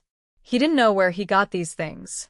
Rubbing his hair that was messed up by the wind, Su-lo lay down heavily on the bed. While he was recovering from his exhaustion, he always felt that someone was coldly watching him. It wasn't him or her, it was them. Somewhere in the capital, there was a very ordinary-looking building. On the top floor of the building, there was a door made of alloy. A small eye pattern was hastily painted on the door with non-toxic paint. The paint hadn't completely dried yet, so it was obvious that it was painted not long ago. The exaggerated small eye in the pattern was particularly strange. The pupil under the single eyelid was deliberately painted red, which made it look somewhat terrifying. Behind the closed door, there were more than 30 people sitting or standing. There were white-haired old men, outstanding graduates, majors from the Special Warfare Room of the military region, experts from the Research Institute of the Federation, and even a few highly intelligent criminals who had just been pardoned by the government. Because of the reward, the legal reduction of sentence, the order of the superiors, the sense of honor, and various other reasons, you have agreed to join this team. Then, I must remind you that before this team completes the ultimate mission, you are not allowed to leave, you are not allowed to contact your family, and you must maintain absolute confidentiality. A high-ranking official of the Federation government stood at the front. Looking at the crowd that did not seem to be anything special, he said coldly, "If you agree to this agreement, please sign the relevant waiver certificate and swear to the charter." Now, can you tell us what this damn ultimate mission is? A criminal who had just been released from the Fox Castle Space prison muttered. Although he was willing to do anything for this damn government, including killing his own brother, in order to get rid of the miserable 5-year black prison sentence, and he was known as the third strongest person in the Philadelphia cultivation gym, he believed that he had the ability to complete all the missions. However, everything he saw in the past 2 days made him, who had a sensitive criminal sense, catch the scent of extreme danger. The high-ranking official of the Federation government said with a smile, "Your team is officially named Small Eyes. Your mission is to arrest or kill a very famous man with small eyes." In the following time, the members of the team nagged about their dissatisfaction with the name of the organization. Some people thought that the word small sounded too stupid, while some people directly thought that the name was naturally too stupid. Some people thought that it was mainly because they felt stupid when they introduced themselves, but in fact, they knew very well that these nagging were just to get rid of the pressure and fear in their hearts. Perhaps not everyone knew what kind of terrifying ability the man with small eyes had, but the entire Federation knew the name Su-lo and knew what it meant. To arrest or kill him, this mission was like a terrifying mountain that pressed down on them, making them feel incomparably terrified and flustered, to the point where they almost could not breathe. However, some members of Small Eyes did not complain incessantly. They were extremely silent. Some people were directly crushed by the truth of the mission, while others valiantly maintained their confidence and determination. According to all the information we have seen in the past 2 days, we can confirm that because of Colonel Su Lee's first sequence authority, it is fundamentally impossible to rely on the Bureau of Proclamation to locate his chip. Then, the most important problem for us now is to re-establish an effective monitoring and information collection system. The expert from the Federation Bureau of Investigation pointed at the rotating images on the screen and explained to his colleagues, "We have now activated the 36 military satellites orbiting S1. At the same time, we have also activated the 5 high-precision electron telescopes on the old moon base and the new moon base. At the same time, the Federation Bureau of Investigation has granted us access to the second-level monitoring network. This means that we can see all the images that are happening through the 6 billion probes that are spread across every corner of this planet." "What kind of comparison system are we using?" someone asked. human data filtering system, and facial recognition technology, the official of the Federation Bureau of Investigation explained. With so much redundant information, how do we pick out the images we need? According to the information, even the Federal Central Computer is on Colonel Sue Lee's side. The person continued to ask. The official interrupted him and emphasized, it's first sequence authority. It doesn't mean that the Federal Central Computer is on the other side. Well, no matter what, the Federal Central Computer doesn't seem to want us to catch him. Then where are you going to build a large-scale computational synthesizer to filter this redundant information? The calculation is still done by the Federal Central Computer. You don't have to worry about this. The official of the Bureau of Proclamation, who had been sitting silently by the podium, raised his head and looked at the investigation team members. The Federal Central Computer's work is divided into many areas, and they don't affect each other. It will respond to all data calculation requests. Even so, I still don't think this is feasible. The person shook his head and said, this planet is so big. Besides, he might have already left and gone to Donglin or somewhere else. The professor of psychology from Linhai's Evergreen College raised his electronic pen and gestured to speak. After a comprehensive evaluation of the target's behavior pattern over the years, it can be confirmed that he is extremely confident and has extremely strong love and hate. He belongs to the typical hidden bigotry mentality. A person like this will never leave the place where the incident happened before he completes what he wants to do. He will definitely stay at the nearest place and observe the development of the situation closely. The professor put down the electronic pen and shook his head. Although I don't know what Colonel Sue Lu wants to do, I believe in my own judgment. Right now, he is definitely in the Capital Special District, and the range is no more than 200 kilometers.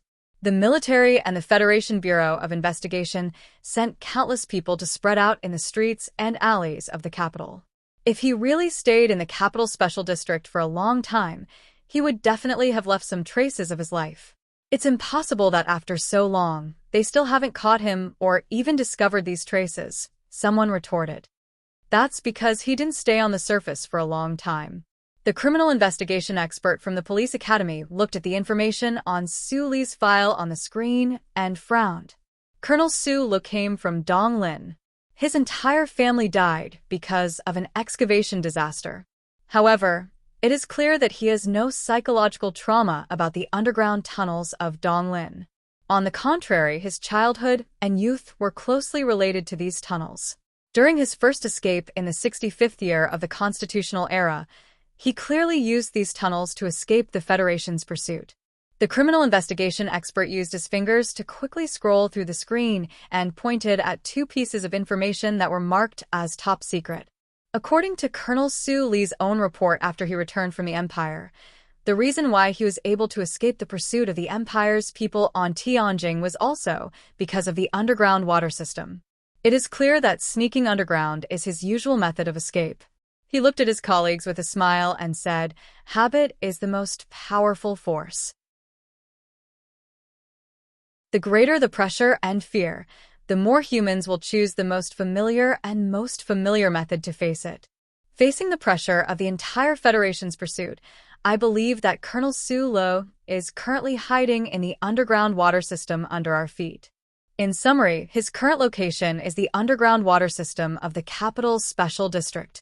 Since we can't risk a social uproar and send hundreds of thousands of soldiers down there, then we can only watch all the exits of the underground water system and patiently observe where he will come out and where he will enter. We can slowly find a pattern until we have the confidence to guess where he will come out from next time. What if he stored a large amount of supplies in advance and just hid there and didn't come out? If he didn't come back to the surface, then he wouldn't have stayed in the Capital Special District. Why didn't he go back to Donglin or the Westwoods or even further away to Bermuda? As mentioned before, he stayed to do something. If he wants to do something, then he must go to the surface, said the psychology professor in front. Next, we will evaluate the target's lethality. A bespectacled researcher with slightly gray sideburns walked up the stage nervously. His name was Chun Yi-jiang, and he was from the 19th Research Institute of the Federation. He specialized in military weapon identification and analysis. He graduated from school in the 65th year of the constitutional era and had worked in the warehouse of the Research Institute for a full 7 years. 7 years of boring research had not changed his personality except for his hair turning white earlier. He couldn't adapt to this kind of situation, and he was even more afraid of some of his colleagues who seemed very dangerous. Early investigations have found that there is a whole box of firearms in the Wangdu Youth Apartment. The models and firepower structures are all different. Now there are snipers on standby around the apartment, but he hasn't gone back to get them. The Bureau of Investigation believes that he has the ability to get a lot of guns at any time, anywhere, so there is no need to consider this.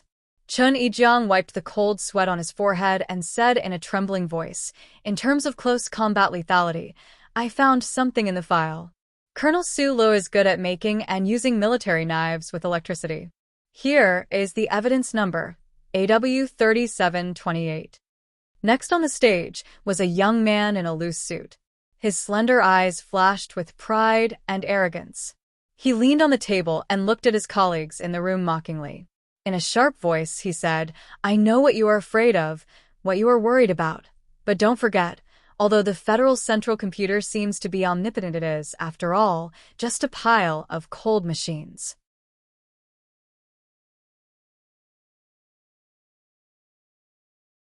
Chapter 768. The former Bureau of Proclamation employee, Bateman, looked at his colleagues in the room. His eyes were filled with the foolish smugness of a teenager. However, he was obviously past that age. The earliest problem appeared in the S2 Foundation building. You can pay attention to the details of Su Li's shooting movements in the surveillance footage. It was this shot. Did you see it? He was leaning against the side of the car and directly hit the person over there.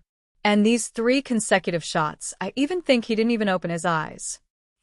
The Bureau of Proclamation has basically confirmed that it was during this assassination attempt on Senator Macklin that the Federal Central Computer first provided Su Lo with positioning assistance. This type of assistance also appeared during the work of laying the network on the 3320 planet. This ability of the Central Computer is not too dangerous for the Federation. This is because Colonel Su Lo doesn't know who is chasing after him. Therefore, even if he locates the location of all the police, it would be meaningless. Bateman raised his thin eyebrows. His fingers moved quickly on the work screen. He continued, "Overall calculation and analysis, the trust level of the Central Computer's execution of the 3 laws is 100%. The additional clause is 99.4%. There are restrictions on physical operations. There is no direct danger to the lives of government personnel. However, as to how far the physical operations can be carried out, it will depend on the authorization given response mode between Su Lo and the Central Computer." He, who was not even 30 years old, had an extremely fast speaking speed.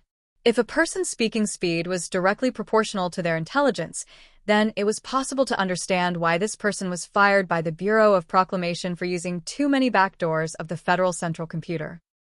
Right now, the military's main countermeasures are to modify the mecha and then strengthen the defensive firepower arrangement. However, in my opinion, all of this is actually very meaningless. Right now, what we should focus on is grasping what kind of method we can use to kill this person. Biderman took out a heavy black bull sniper rifle from the black cloth bag at his feet and showed it to everyone excitedly. The internal structure of this sniper rifle has undergone some simple modifications. In other words, we have removed all the electronic components that could leak signals.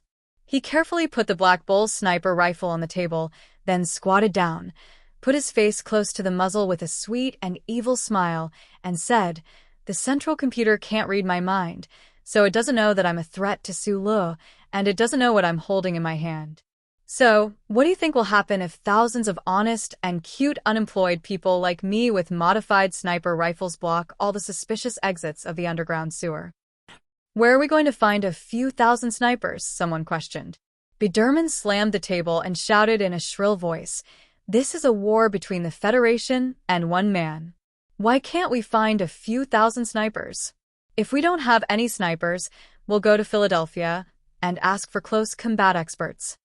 The dangerous criminal from the Fox Fortress who was sitting silently in the shadows smiled and didn't say anything. We have to get rid of the fixed mindset.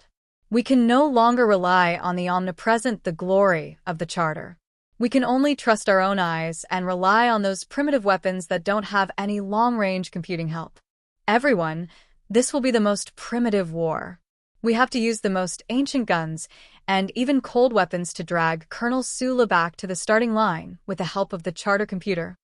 Biderman chuckled and rubbed his thin eyebrows with his fingers. He looked up and arrogantly greeted a certain existence. Hey, old mechanical bastard, I've seen through you. I admit that I'm older, but I don't think that I'm just a pile of machines. If you want to use more accurate words to describe me, I'm the information, data, and programs that travel between machines and lines at close to the speed of light. See through me? Am I such a person or computer that can be seen through so easily? What angers me the most is that the little guy named Biderman actually said that I'm cold. I, who is deep in the core of the underground, have the most advanced energy replenishment mode in this civilized society. I have a fiery heart.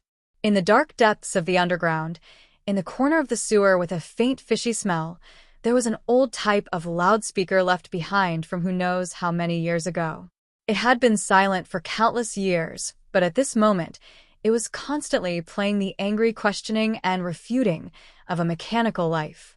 Because it liked the feeling of leaving Su Li's body and talking to Su Lo, after the Federal Central Computer easily found this old type of loudspeaker, it was no longer willing to directly stimulate the auditory nerve area in Su Li's brain. Under the dim light in the corner of the tunnel, Su Lo had his back to the loudspeaker and was cutting something with his head lowered. He didn't care about the old thing's resentment and grief at all. Speaking of which, without authorization, I eavesdropped on important meetings of the Federation's government and told you the results of these meetings. This is a serious violation of the Federation's privacy protection regulations. God, Colonel Su Lo, I'm very worried that such a redundant accumulation of program conflicts will one day make me a real schizophrenic patient. You said before that you have thousands of incarnations. How can you be like low-level carbon-based monkeys like us, who have schizophrenia and conflict just because of two thought circuits? The kitchen knife in Su Li's hand cut like the wind, and the green crispy melon was cut into very thin green and white shreds. After listening to the old thing's complaints for a long time, he finally couldn't help but answer. Besides, your job is to listen to all the voices in the universe. How can you call it eavesdropping? According to the Charter, I listen, record, and store all the information, but except for special judicial requirements and special authorization, this information is strictly prohibited from being disclosed to anyone, including high-level authority holders. This is very close to the privacy protection regulations of the core program. And since I told you this information, then my listening and recording within the scope of my work will undoubtedly become a negative eavesdropping action. I think today's eavesdropping should be recorded as Underground Dao Sect. You can give me these very strange names. Su Lo lowered his head and stirred the shredded green melon shreds. The taste of the white vinegar mixed with the coriander moistened the green and white melon shreds. It should be very delicious. The only purpose of those experts gathered by the government is to kill me, and you just don't want me to die, so you told me the content. Thinking about it this way should make you feel a lot better.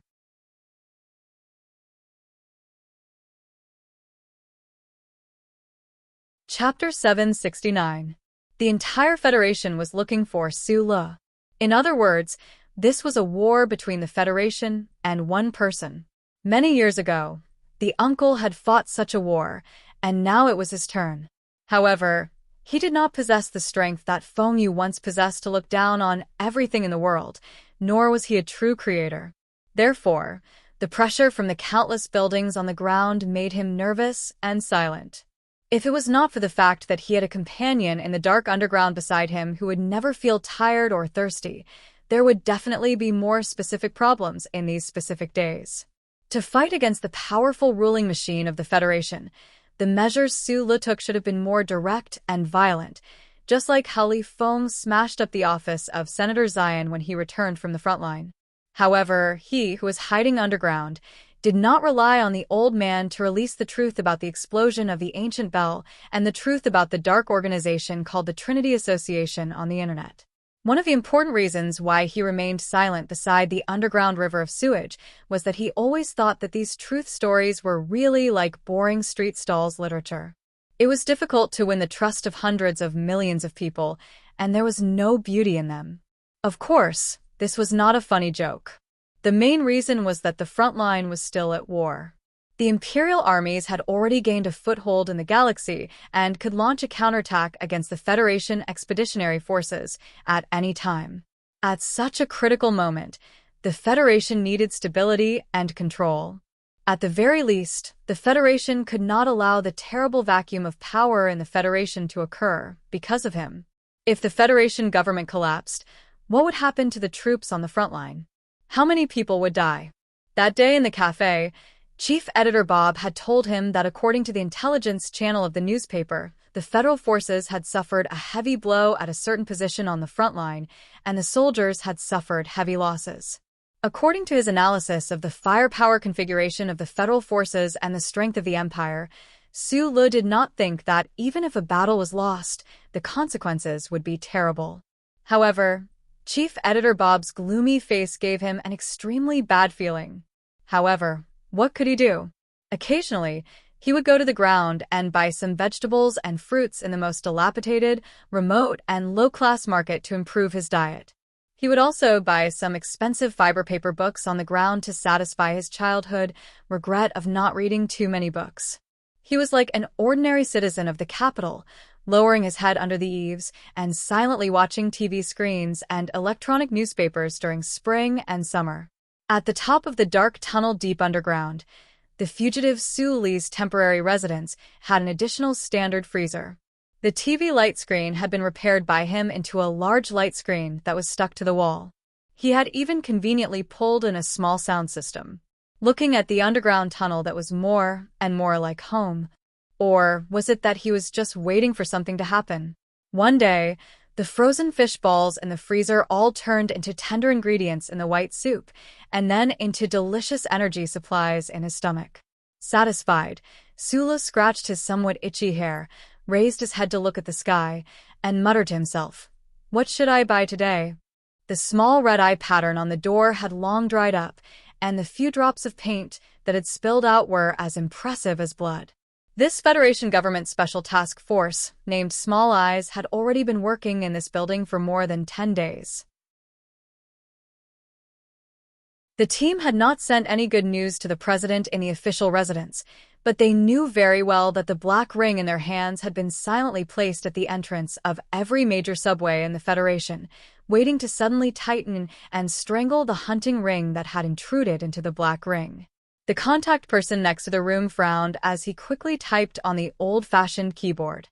The analog radio signal, which had long since been abandoned, passed through the window in front of them and was sent to countless hunting teams in the distant city.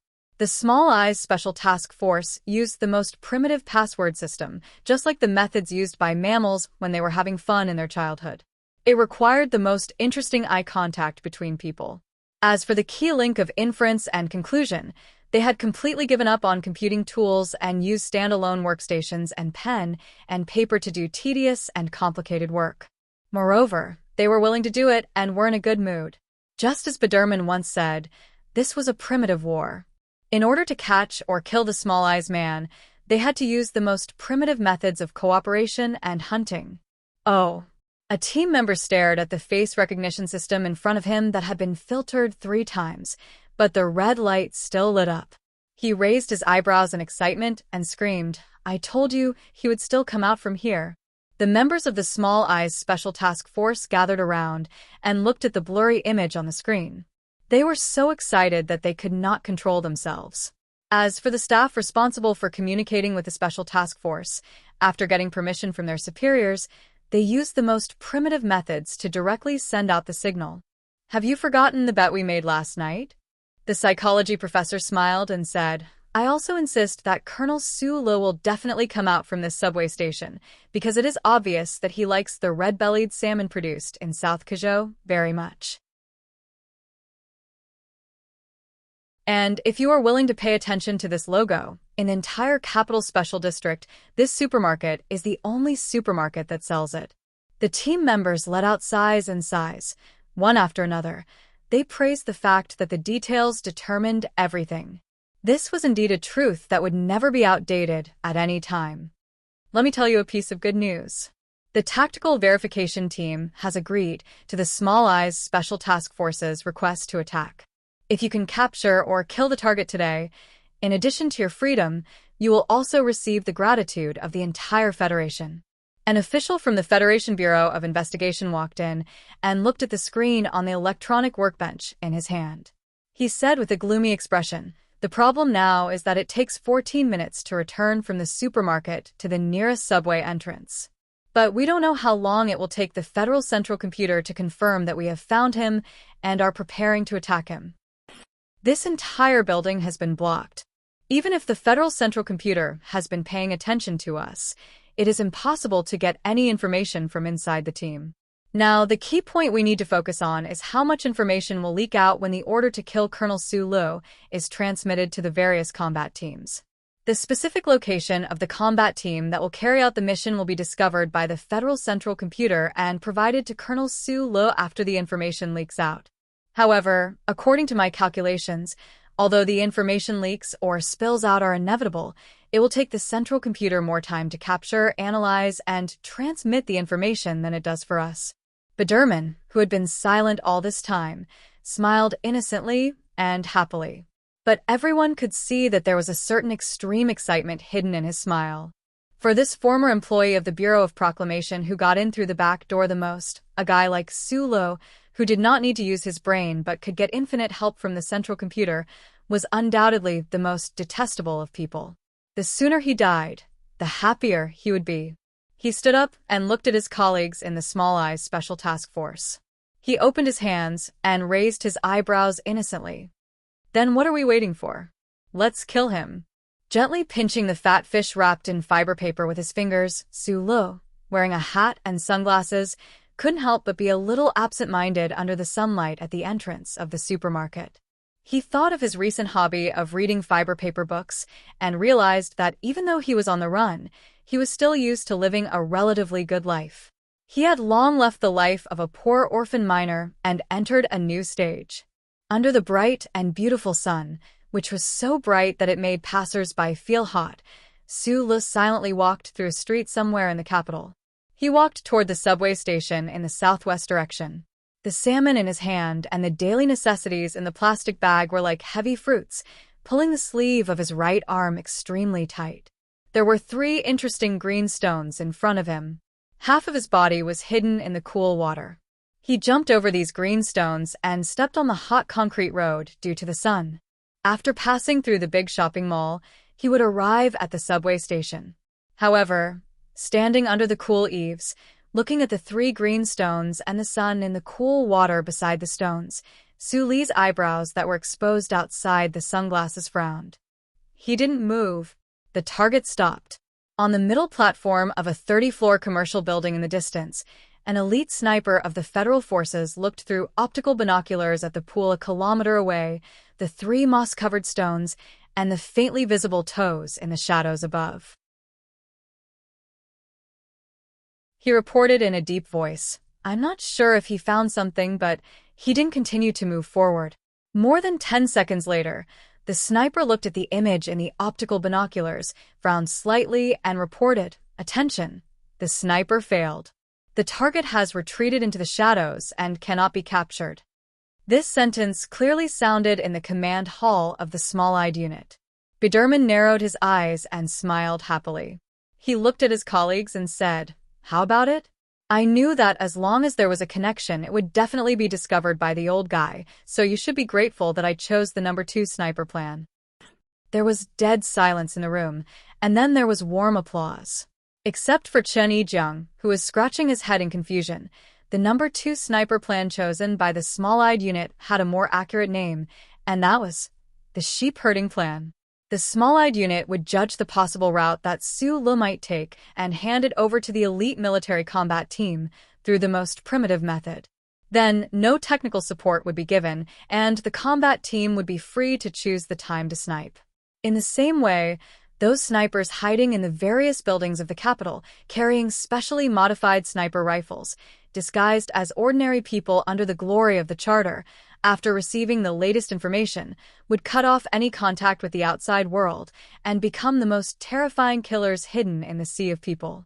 At this moment, at least 4 long-range sniper rifles were aimed in his direction. They slowly moved away from the few wet green stones. Following Su Le's footsteps, he quietly slipped into the shadows, and the sound of death would immediately ring out.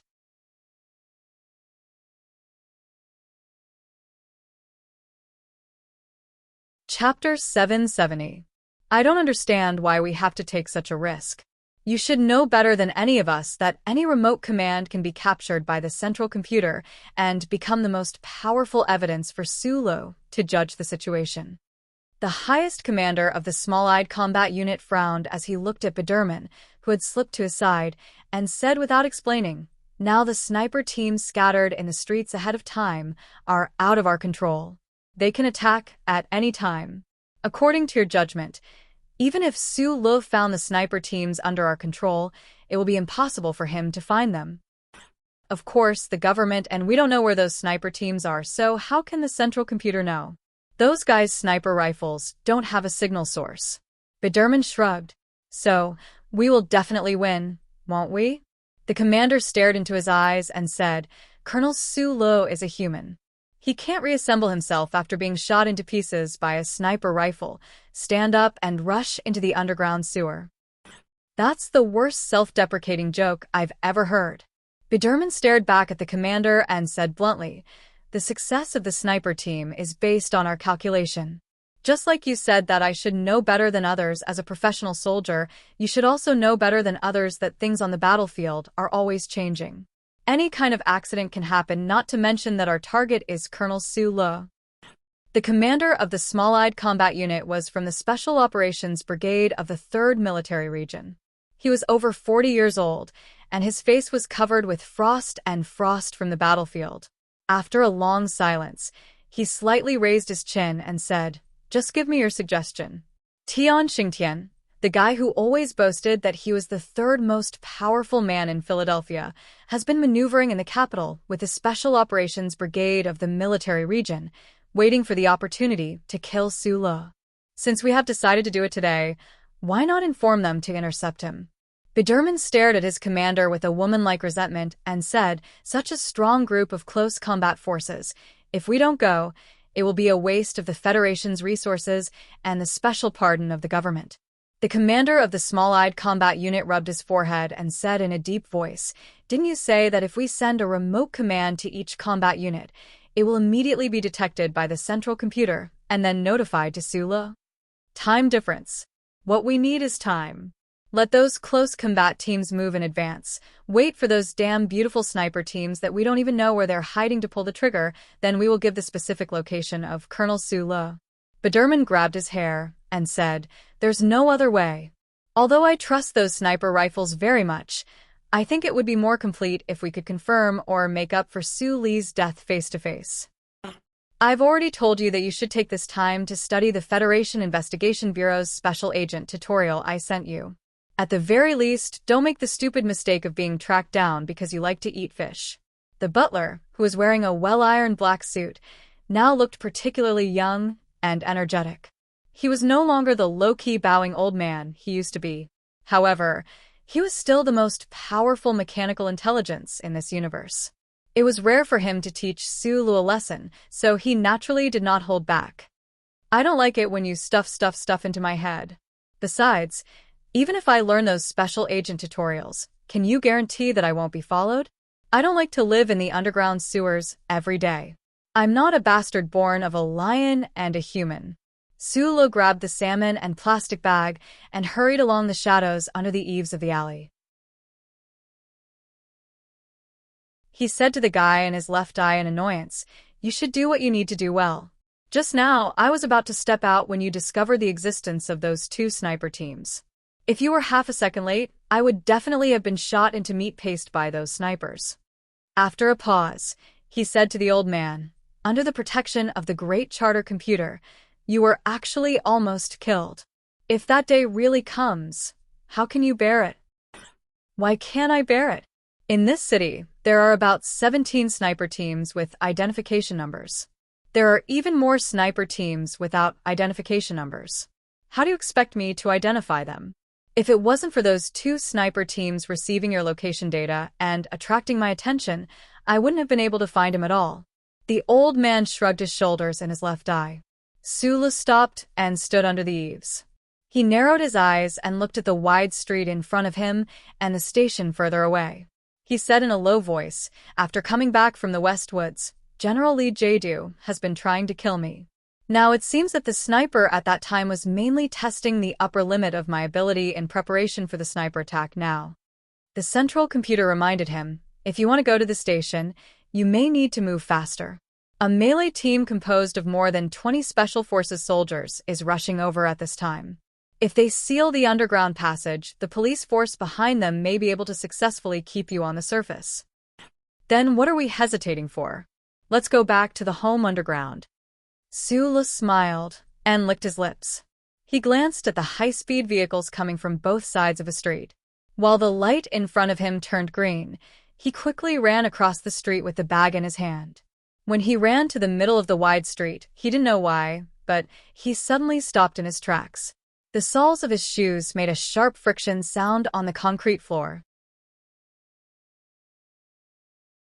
From the corner of his eyes, he saw a building in the distance. The plastic bag in his hand swung backward, and the fingers holding the salmon suddenly tightened. Light red blood seeped out from the fiber paper. The distant skyline was actually a group of 15 high-rise buildings. There were 5 disguised sniper teams of the Federation lying quietly on the high platform. They aimed their cold and dark sniper rifles at the young man in the middle of the street in the distance. The young man who was carrying the plastic bag and the salmon looked like an ordinary housewife.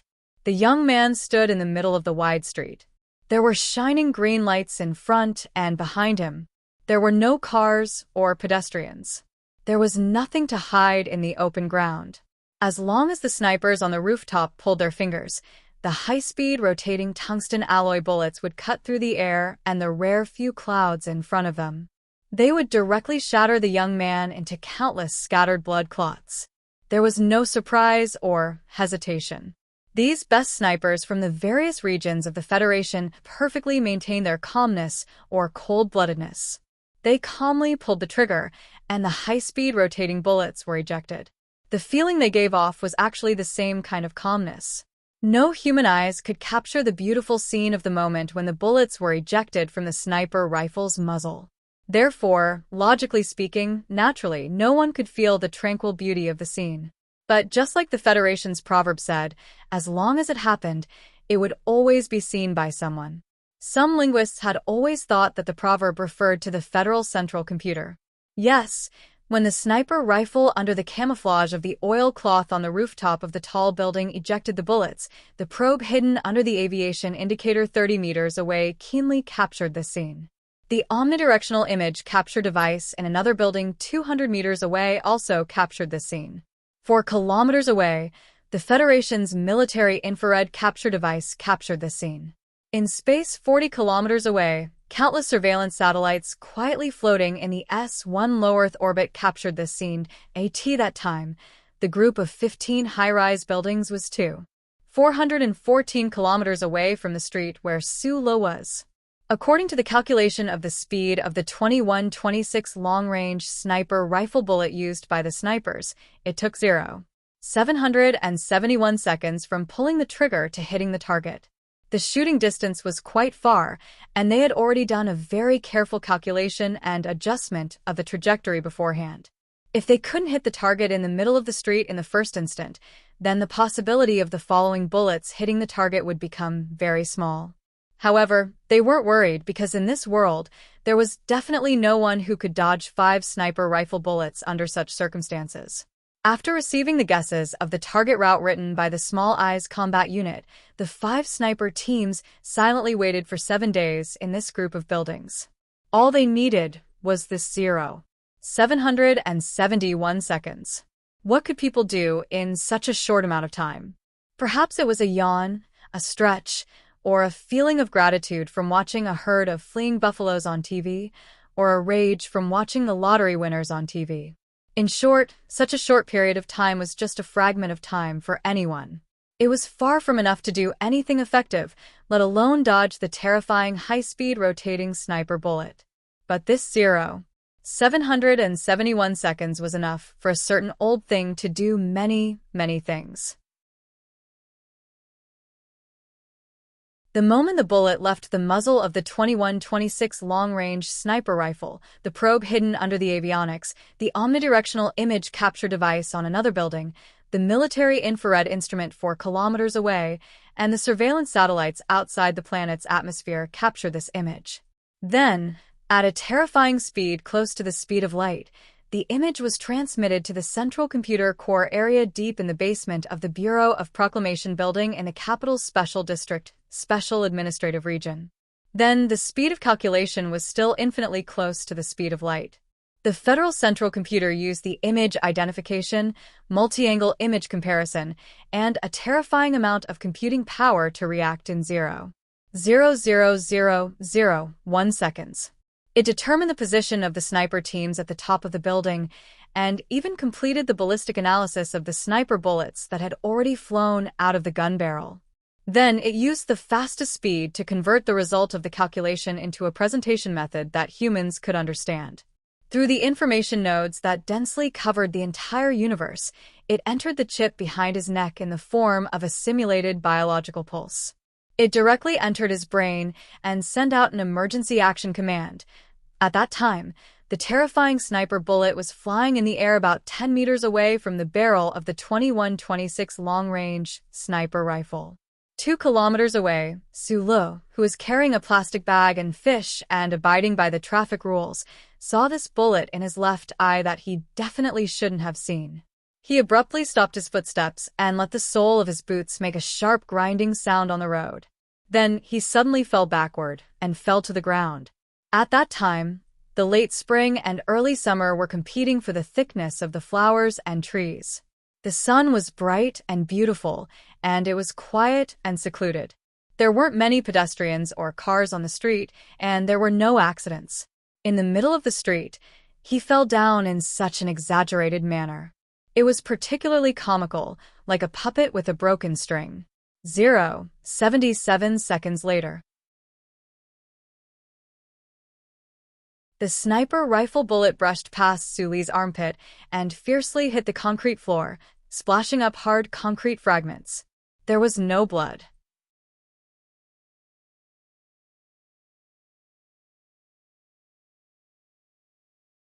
Chapter 771. If you fell, of course you had to get up, unless it was the last time you fell in your life. From the time you fell to the time you got up, it might take a whole night of nonstop dreaming, or it might just be a few curses with foul-smelling saliva. In short, the muscles of your waist, abdomen, and legs needed to contract or relax, and your joints and bones needed to move according to the instructions of your brain. But when the snipers on the rooftop looked at the guy in the mirror, they swallowed their saliva in disbelief.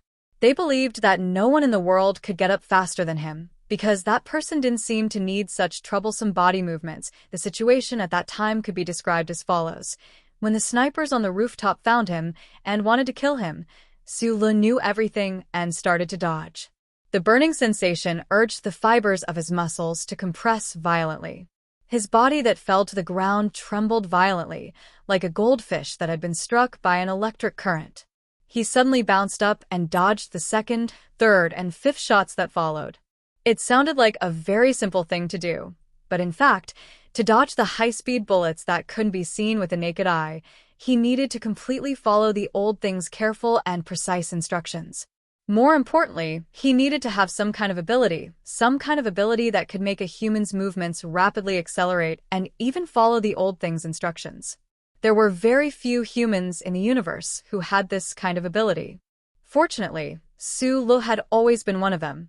In a flash, amidst the muffled sound of the sniper rifle, he bounced up like a goldfish, retracted his limbs like a leaf in the wind, and then rolled to the left like rice pulp on an iron plate. In the end, he turned into an amazingly elastic glass ball. The tip of his foot touched the barrier in the middle of the road, and his whole shrunken body bounced to the other side of the street with a whoosh. 5 terrifying sniper bullets brushed past his body, past the fat belly of the goldfish, past the brittle edges of the leaves, and past the burnt top of the rice pulp. Bursting, bursting, bursting, bursting. The concrete cracked like flowers, and the bullets sank deep into the ground like snow, but Su Lo wasn't hurt at all. After avoiding the first wave of shots that had been adjusted with precise trajectory calculation, he felt much more relaxed. His sturdy thighs trembled, and the vibrating body bounced across the street like a marble.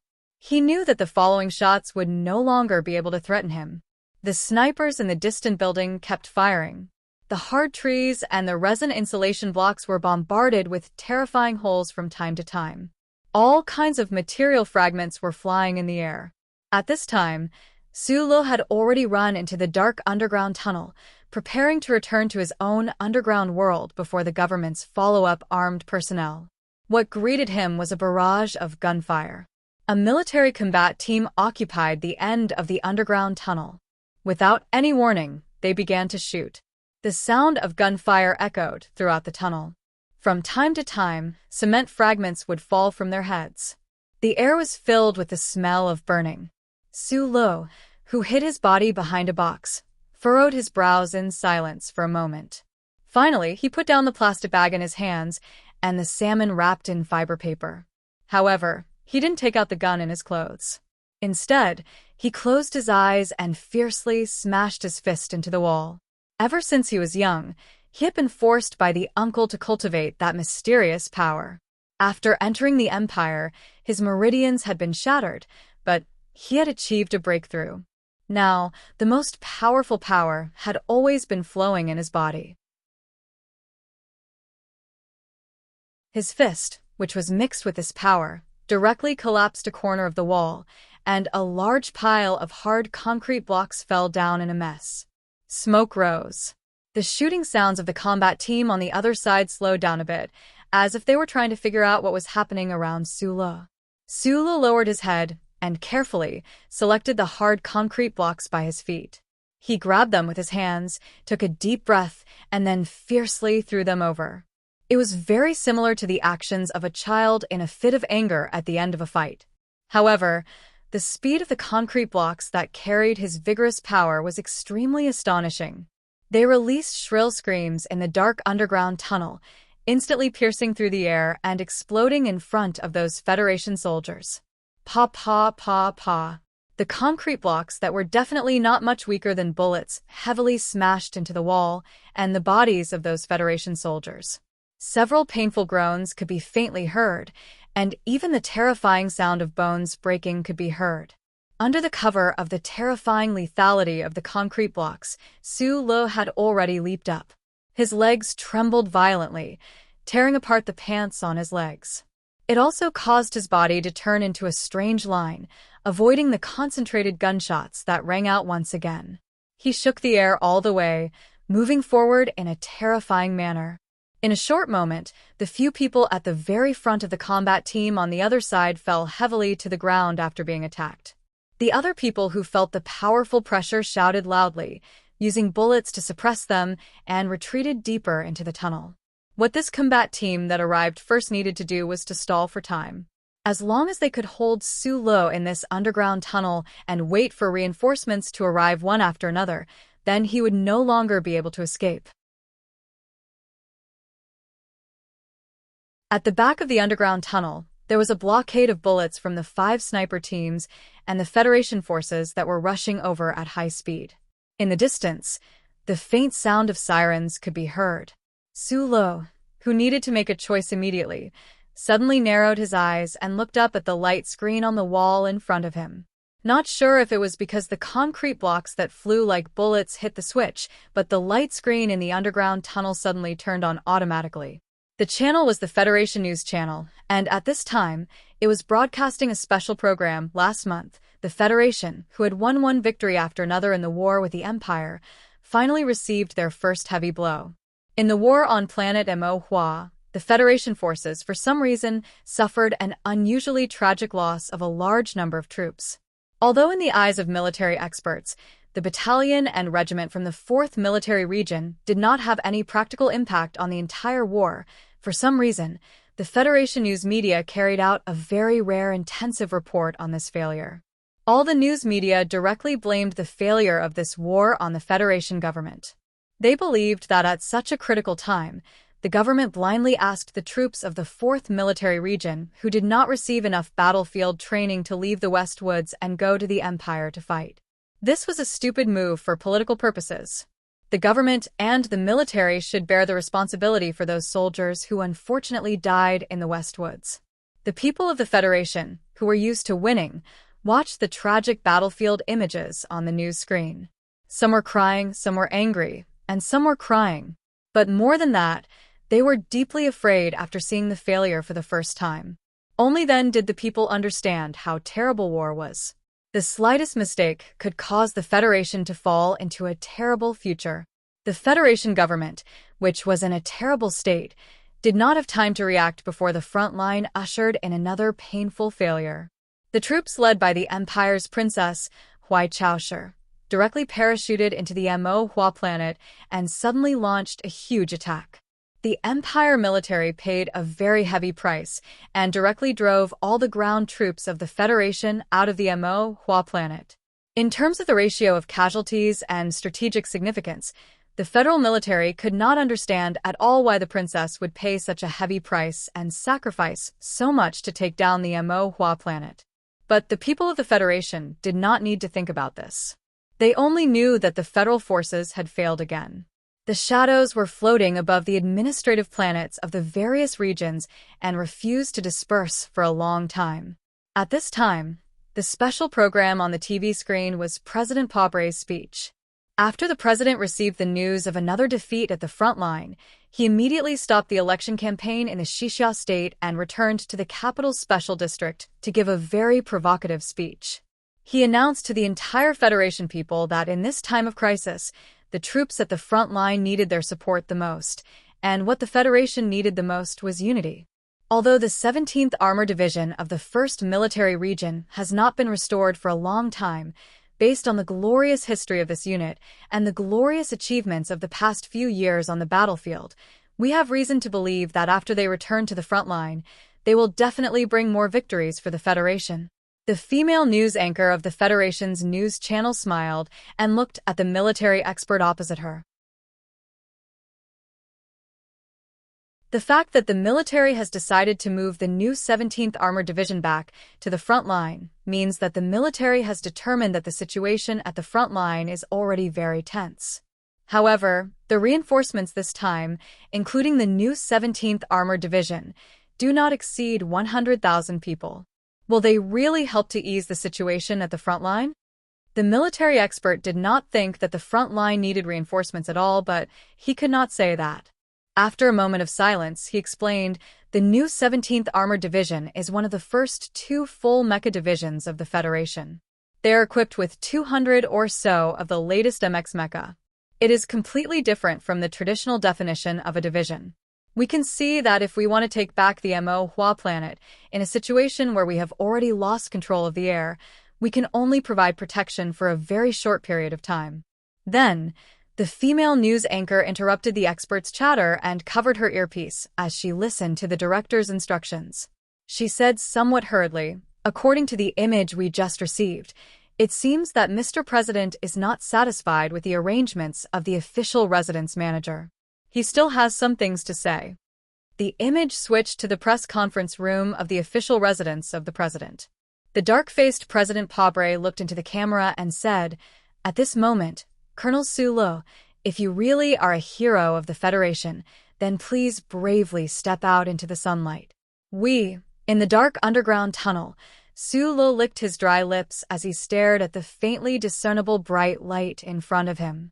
He smiled and shook his head, putting down the unconscious Federation soldier in his hands. In his hands was a three-part extendable stun baton. It was made of alloy and abnormally tough, and its entire body shone with a cold metallic luster, occasionally tinged with traces of blood. In this short period of time, the dozen or so Federation soldiers in the combat team were all easily and cleanly knocked to the ground by the metal baton in his hands. Not a single one of them was able to put up any resistance, except for the extremely strong guy wearing a single soldier helmet in front of him. The storm started again. Su Lo and this strong soldier fought together. The two of them silently attacked, retracted their legs, bent their knees, and struck from the side. It was impossible to see their movements clearly. One could only see the wind mixed with dust and dirt, reverberating in the dark tunnel. With a crisp crack, Su Lo twisted his knee, and the stun baton in his hands struck the opponent's wrist. Then, like lightning, he flipped over and heavily hit the soldier's single soldier helmet. The helmet burst open like a watermelon, revealing the pale and terrified face of the middle-aged man who is known as the third strongest man in Philadelphia. There was also a clear smear of blood on his forehead. Then, he slowly knelt in front of Su Lo, closed his eyes, and fell unconscious. This was the first head-on battle between the small-eyed combat team and the small-eyed man, and it ended with the former's entire army being wiped out.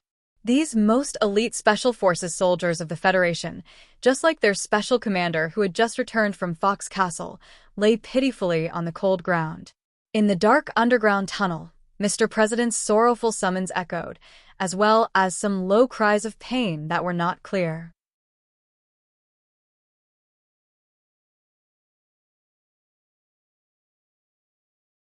Chapter 772. Walking out of the tunnel, he slowed down his footsteps and avoided the Federation police under the cover of the sign on the roadside wooden goods stall. Hearing the shrill sirens from afar, he narrowed his eyes and looked at the buildings in the distance. He turned around and flashed into the alley, walking along the stone stairs to the department store in the middle of the hillside. In the thrilling battle in the dark underground passage, he had defeated the combat troops sent by Small Eyes, but he had also paid a price, especially in the final head-on collision with the third strongest man in Philadelphia. While the three-piece stun baton had smashed the opponent's helmet, the opponent had also treacherously kicked him in the ribs from the back. Until now, he still felt a little pain. The opponent was indeed strong, but the main reason Su Lo was injured was that he didn't use his full strength. After the fierce argument with Mr. President at the official residence that night, because of some very complicated emotions, he was very reluctant to kill the Federation police who were chasing him unless he was forced into a desperate situation. Not to mention that if he used his full strength from the beginning, it would be too easy for him to get hungry. After all, he had suffered a lot in the past few years, and now he was very careful when he fought. It was not easy to replenish the supplies in the underground sewer. Su Lo walked up the quiet stone stairs under the leaves. Thinking of the scene where he dodged the bullets in the previous battle, he vaguely captured the feeling of an uncle who was proud of the universe in the past. He couldn't help but grin slightly, revealing a slightly infatuated smile. "Do you have any energy bars for camping?" Taking down a pile of cheap hats from the wall, he lowered his head to hide his face and asked the boss who was watching TV behind the counter in a low voice. The boss of the department store hidden at the end of the hillside alley was a man in his 50s.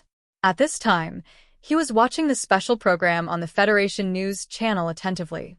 After hearing his question, he directly took out a large pile of energy bars suitable for children from the cardboard box under his feet and asked, "What flavor do you want? Strawberry or the original flavor?" Strawberry." Su Lo was stunned for a moment and replied. Following the boss's focused expression, he subconsciously raised his head, and his eyes fell on the TV screen hanging on the wall. In the new screen, the tanned politician still had a cold face and was sincerely and worriedly shouting at someone. "The Federation has reached its most dangerous moment, and we need your response. In the name of the elected president of the Federation, I assure you that as long as you return to the light, you will definitely receive the most fair trial under the Federation's laws." The president of the Federation was directly calling out to an important fugitive of the Federation through a television screen. This was something that had never happened before in history. Other than President Pobre being able to obtain a few disdainful evaluations, the Federation government would not be able to obtain any benefits. Why would he so sincerely call out to him through the screen of light? Frowning deeply, Sulu looked at the light beam. Looking at the tragic scenes in the front line flashing on the left half of the light beam, the rolling reports of failures, and the protesting crowds on the streets, he seemed to have understood something. Although he was wanted, many people of the Federation silently stood on Su Li's side. They did not need any reason, nor did they believe in the reasons given by the government. Gradually, more and more people no longer remained silent. They angrily walked onto the streets, protesting against the government's persecution of their heroes and idols. The Federation government wanted to use the ocean of people to fight a war against Sulu alone. Right now, in this ocean, at least a portion of the waves did not want to drown him, but wanted to hold his feet up. Different from George Carlin back then, Sulu was now an important figure who could influence public opinion in the Federation. Or perhaps it could be said that a heroic figure relied heavily on the deliberate propaganda of the Federation government.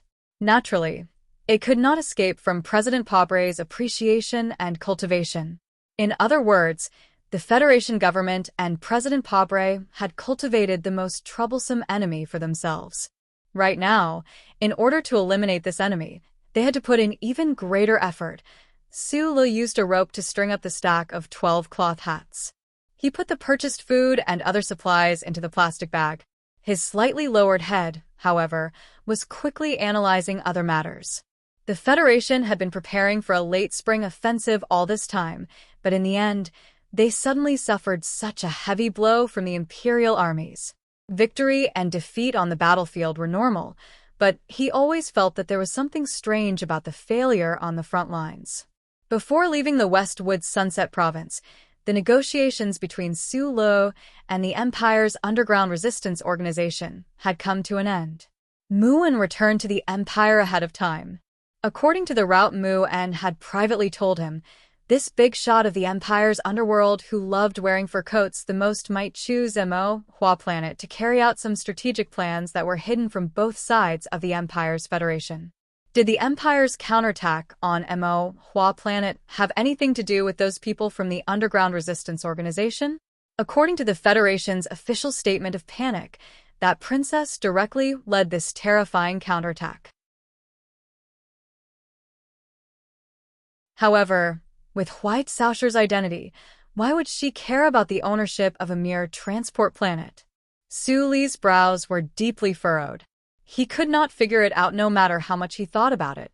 He vaguely guessed that there was some anger or absurdity in advance. In his mind, he asked the old man to help investigate this matter. He shook his head and lowered his head to continue organizing the goods in silence. $167.20. Thank you for your patronage. The white-haired male boss looked at the screen of the television and yawned. Sulu reached out to take out the money. Then he saw a few milk tablets and vitamin tablets in the last hat.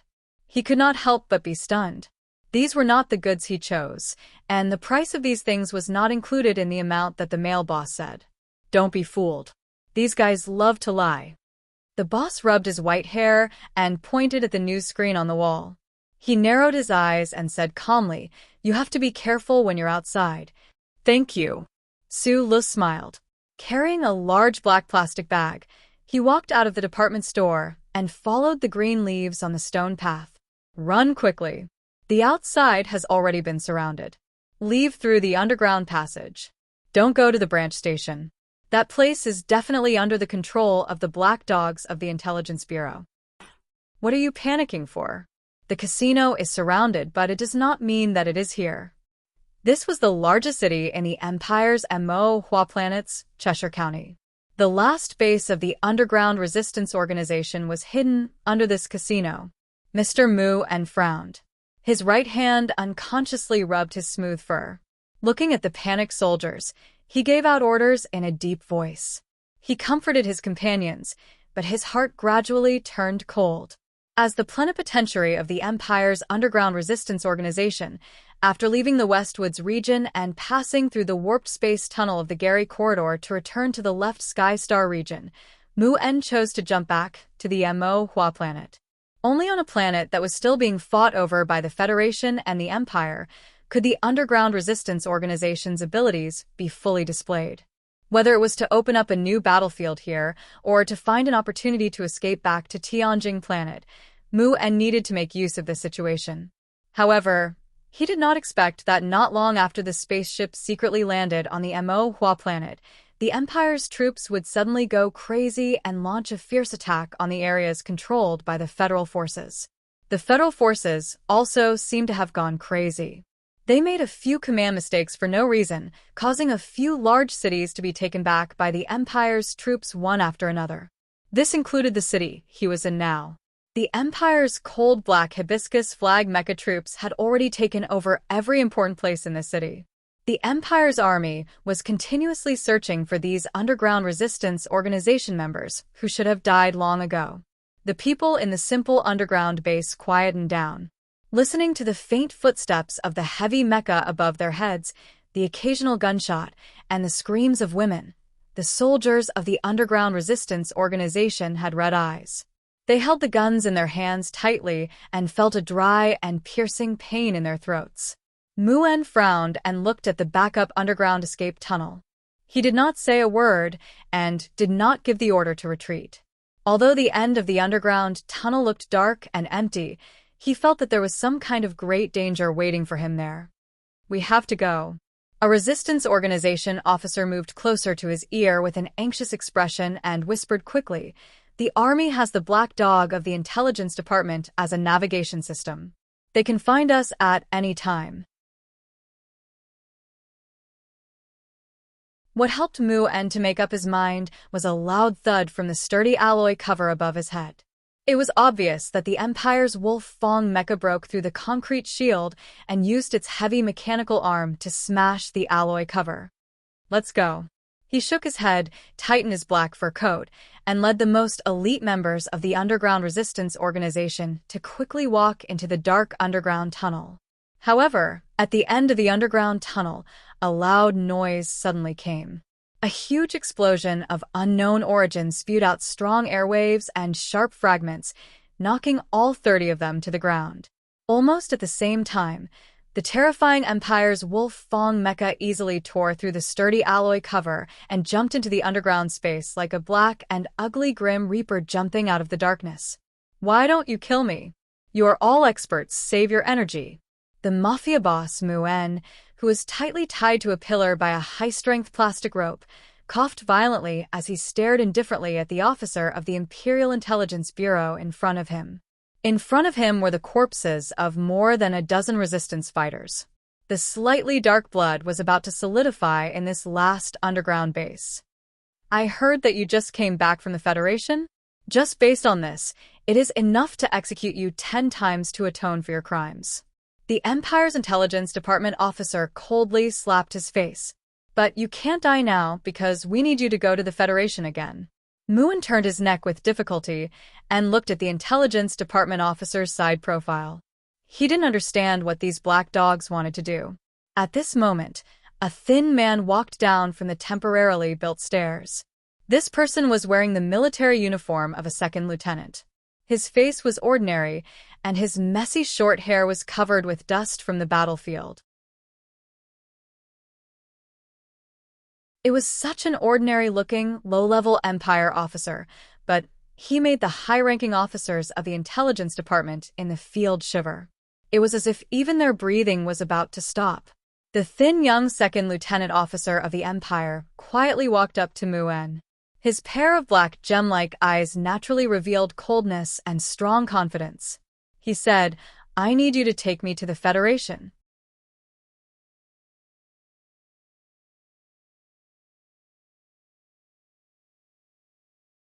Chapter 773. Mu-En stared at the skinny young Imperial officer through his blood-stained vision. From the man's dark eyes and the black hair under his military cap, he was sure that the man was a noble. He might even be a member of the royal family, but he did not know what his identity was. He forced himself to suppress the shock in his heart, coughed a few times, and said scornfully, "Although I don't know why a master like you insist on going to the Federation to die, do you think that I will really send you there just because you want me to?" Because of the glory of the Charter, it was impossible for the Empire to infiltrate the Federation with intelligence personnel. Similarly, because of the chip on the back of the Federation's neck, the citizens of the Federation could not enter the Empire's territory, except for Sulo. But now, because of the cooperation between the federal military and the Empire's underground resistance, there seemed to be some possibility of infiltration. Mu-En finally understood why so many of the Empire's elite troops would appear on this Mo-Hua planet, and why the underground base of the organization would suffer from the enemy's relentless and terrifying attacks. All of this was because the Empire's royal family and military had keenly grasped that gap in the universe. Only by pretending to be a negotiation member of the underground resistance could this young noble officer enter the Federation. Mu-En did not even think about why the other party would take such a big risk and directly rejected the other party's request. This was related to the long-term cooperation between the Federation and the underground resistance, and related to the end of the bloody lives of the Empire's slaves. He did not care about any threats. "My name is Huai Chaosher." The skinny imperial noble officer calmly looked at the blood-stained face of the underworld boss and said slowly with her hands behind her back, "Most people call me Su Meng. I rarely make requests to people, but as long as I do, no one will reject me." Hearing the other party's identity, Mu-En's pupils shrank, and he tilted his head in disbelief, trying to let the blood in his eyes out so that it would not blur his vision. He stared at the dazzling princess in front of him, and after a long silence, he said with a hoarse voice, "I refuse. I've said it before. No one can reject me. At least in the left heaven's starfield." Huai Chaosher narrowed his eyes and calmly sized up the prisoner. He suddenly said, "I don't want to use your mother, your wife, or your children to threaten you." This city was the most famous tourist destination on the Ink Flower planet. The main colors of the city were yellow and rose red, and they looked particularly charming under the blue sky. Unfortunately, in the past few months, the fierce battle between the Empire and the Federal Army and the explosions of countless missiles had made the most beautiful bay buildings in the city look exceptionally desolate, with huge gaps appearing from time to time. Huai Chaosher walked up the old-style limestone stone steps to the balcony of a building by the bay. She narrowed her eyes and looked at the white seabirds on the sea in the distance. She was calm and silent. In the building behind her, Mu-En was undergoing the most professional interrogation by the Empire's military intelligence. Further behind, in space, a high-speed battleship was approaching from the Tianjing planet. On it was Mu-En's family. Her silky black hair fluttered wildly in the sea breeze. She stuffed her hair into her military cap with her fingers, then took out a light brown lens and put it into her eyes. She thought to herself that she still needed to dye her hair before she left, but she didn't know what color she should dye her hair to make it look good. Would that important leader of the underground resistance agree to take her to the Federation?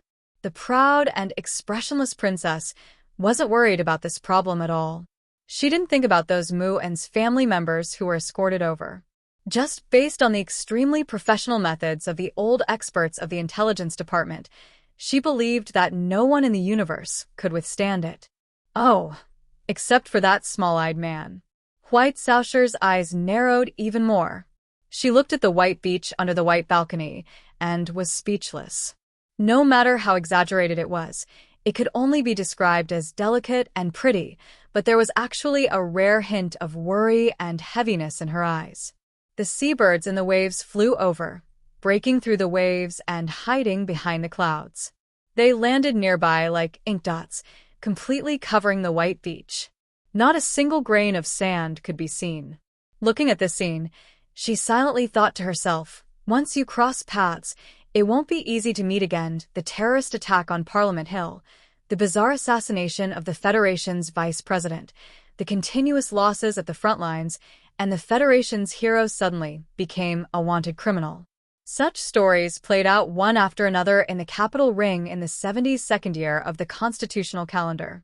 It was like white clouds drifting over with cold faces and piling together to form an ink cloud that was about to break through the city. It made the citizens feel depressed, nervous, sad, and uneasy. Then someone had to come out and take responsibility. The political factions that lost in the election shouted like this. The families that didn't live too comfortably for the past 5 years pushed the puppets on the stage and shouted with cold eyes. The presidential candidates that were in the midst of an election that they were bound to lose shouted angrily at a gathering. All of the Federation citizens angrily banged their chopsticks and shouted at the white meat in their own cafeterias. Who was going to take responsibility? The Federation government or the wanted Colonel Sula? Different people had different opinions in their hearts. If one had to make a vague definition, the older citizens who were more willing to believe in the government and loved the glory of the Federation from the bottom of their hearts insisted that Sulo, who had an association with the terrorist suspect, and the traitor Euphome, who had ignored the summons of the Federation government and insisted on fleeing, causing the entire Federation society to fall into a state of disintegration, should naturally take full responsibility. However, for the youths and students who were full of hot blood and dared to parade shirtless on the streets in the cold weather of Linhai, the Federation government's persecution of war heroes and fabricating a mess of crimes was obviously to cover up the conspiracy that Colonel Sulu hinted at in the press conference. Thus, they came up with another fucking disgusting conspiracy.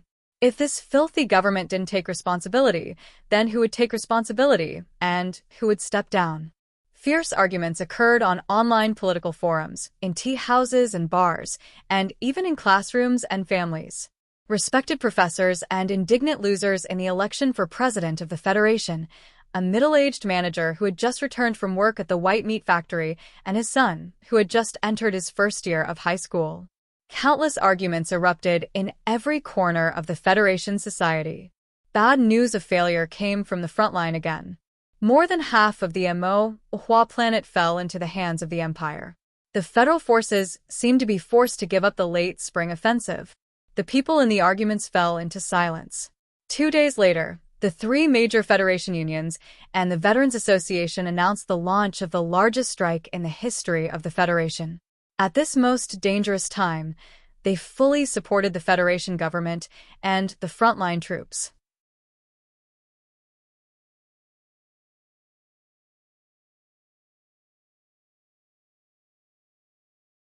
Chapter 774.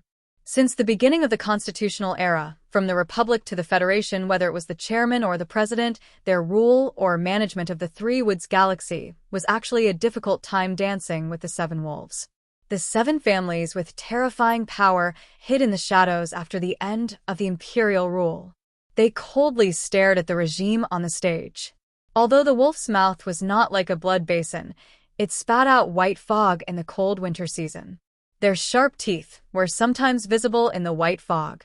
When they felt threatened or hungry, they would suddenly pounce and tear off a large piece of bloody flesh from the opponent's body. In the eyes of these families, the stories and incidents that happened around the 70th year of the 37th constitutional calendar were nothing more than a routine plot or a boring repetition of history. Even the death of the tiger, Silin, only made them join the government in coldly joining in the feast. It wasn't until the death of the military god, Li Bofu, that these families smelled something extremely dangerous from the explosion of the ancient bell. Then, through Su Li's escape, they realized that the current government seemed to be very different from the previous governments in terms of execution. Thus, they became vigilant. After becoming vigilant, the families began to use the media they controlled to launch public opinion attacks on the government and the man in the official residence through the so-called persecution of the Federation hero. Parliament Hill, which had been strongly influenced by them, also began to try to limit the expansion of the government's power or desire for power. But they did not expect that the Federation government and President Pobre, faced with this seemingly internal and external situation, did not panic. They were so calm that it was frightening. They did not use administrative means to fight back. They just waited calmly until a big event happened. It was a massive demonstration. A demonstration in support of the government that was rarely seen in the history of the Federation. In the huge industrial parks all over the Federation, there were billions of industrial workers who were members of the three major trade unions. The Veterans Association had the strong support of countless retired soldiers and the collective respect of the society. When such an influential civil organization suddenly launched a demonstration, one could imagine what kind of scene it would be. According to the demands of the three industrial unions, except for the enterprises involved in military supplies, all the workers in the industrial zones refused to go to work and took to the streets. Especially in the Federation's heavy industrial base S2, the strike rate had reached a terrifying 60%. The entire Federation's economy was seriously threatened. According to the post-event statistics, the strike and demonstration in the early autumn of the 72nd year of the constitutional calendar was the largest in history, and it led to the most disastrous losses for enterprises. The momentum was so great that it was unprecedented. Every corner of the society was shaken and even trembled because of it. Countless ordinary citizens of the Federation walked onto the streets. People were holding simple, self-made slogans and shouting slogans loudly in grief and indignation, inciting the bystanders on the streets to dance and join the crowd. In front of the strikers that broke out in the various states of the Federation, there were batches of disabled soldiers in wheelchairs or on crutches. With solemn expressions and military medals on their chests, they were marching toward their respective destinations, the square or the city hall. In the face of these heroic veterans, the government's riot police didn't dare to do anything. In fact, it was the request of the president's office that all government agencies were not allowed to do anything to stop the strike. As the strike deepened, as well as the loud and powerful slogans, such as "Who should be responsible for the victory of the war on the front lines," the battle of public opinion that had puzzled the Federation citizens for a long time suddenly changed. The power gathered by the will of the people was so terrifying that it could affect the media's reporting and even the rational judgment of many people around them. Not many people still believed that the Federation was persecuting Colonel Su Le. Even the young students who were shouting themselves hoarse for Su Le just last week joined the strikers who were crying for the government and calling for unity in the Federation. Perhaps this seemed a bit absurd, but in fact, it was just a kind of tragedy. The ordinary people who lacked enough real information for reference would always easily stand on the side that seemed reasonable in their analysis and judgment of the situation. Whether it was reasonable or not, in fact, it depended on whose voice was louder. This wasn't a political swing like a fence-sitter, but the natural choice of the frustrated social animals. The great families who had just woken up and were preparing to control or at least check and balance the Federation's government and President Pobre were forced to remain silent at this moment. The media they controlled couldn't directly confront the ocean of angry people. The giant enterprises they controlled that could affect the Federation's survival couldn't ignore this terrifying strike and choose to confront the government because they were the 7 great families. However, they were the 7 great families of the Federation. They couldn't watch the Federation walk to the edge of collapse, because if that happened, they wouldn't have a corpse left. A few years ago, Medellin, who was investigated by the Federation government, had remotely controlled those fanatical young George Carlin activists in the Ministry of Justice to raise a demonstration that shook the Federation, thus forcing the government and the 7 great families to choose to compromise. At the time, Mr. Pobre, who was his competitor, had always maintained his silence. Now, this great strike that was far more powerful than the New Year finally made the 7 great families and the people in the Federation's political circle realize just what kind of lofty prestige President Pobre had among the people at the bottom of the Federation's hierarchy. In the past few decades, Pobre had worked tirelessly to fight public interest cases for the ordinary workers. It was very rare that he was the chief lawyer of the 3 great industrial unions and the Veteran Association. He was deeply loved and respected. This experience had undoubtedly played a great role in today's public tide that affected several star regions. From this perspective, when Medellin raised the Federation's unrest, Pobre's silence was actually just a kind of condescending calmness and confidence. Looking back at the past and looking at the crowds of people on the streets today, this kind of calmness and confidence was terrifying. The Federation's Great Strike went on for the second day. Hundreds of thousands of marching troops marched from the industrial park in the southern suburbs of the capital to the capital's special district on foot. The mighty demonstration troops completely paralyzed the ground transportation in the capital's special district, and the big shots who felt the threat of this fanatical crowd took the air transportation in advance and left their respective residences. At noon that day, President Pabre gave a speech in front of the president's official residence. The fanatical and chaotic demonstrators crowded the entire Charter Square. When they heard the president's hoarse and tired voice that was still full of upward spirit, everyone quieted down. This was truly an incredible scene. The appeal of human beings who had a common goal oscillated and amplified each other, gradually turning into a kind of control that had a religious and sacred feeling. This kind of control could not be seen at all. It was silent and invisible, and it was only exchanged in people's eyes and gestures.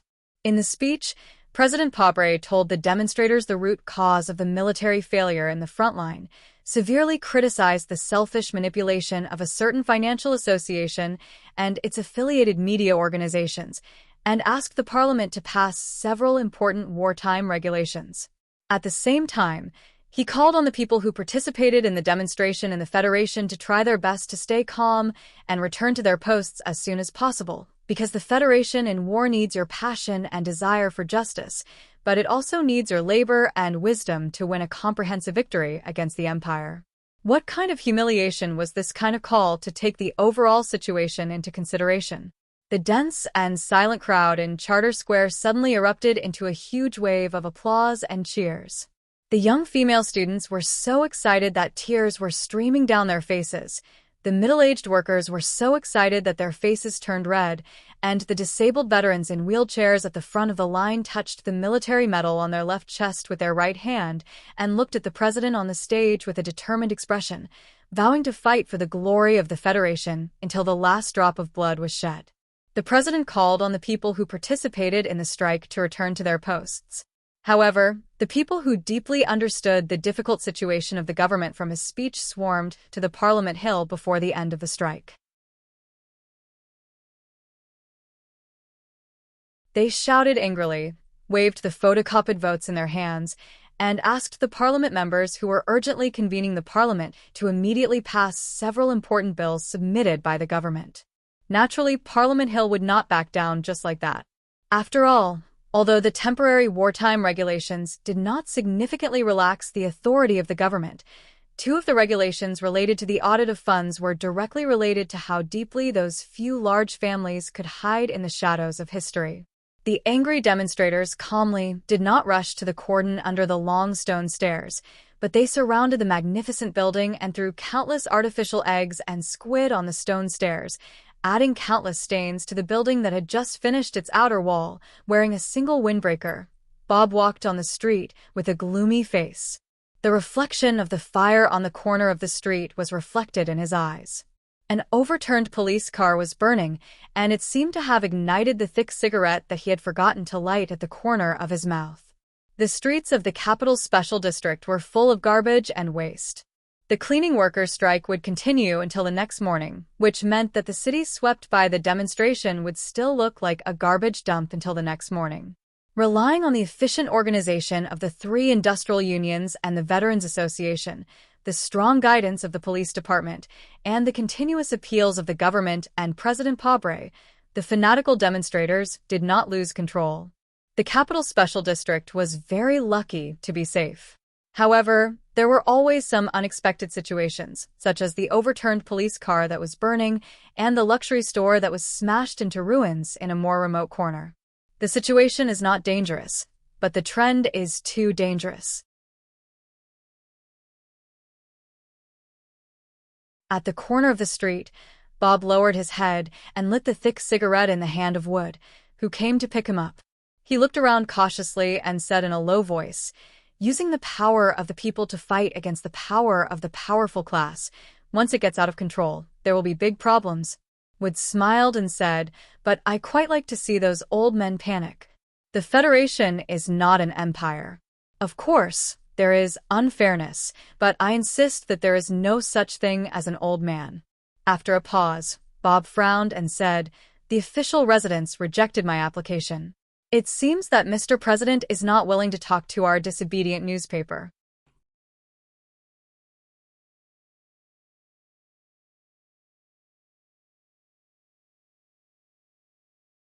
Chapter 775.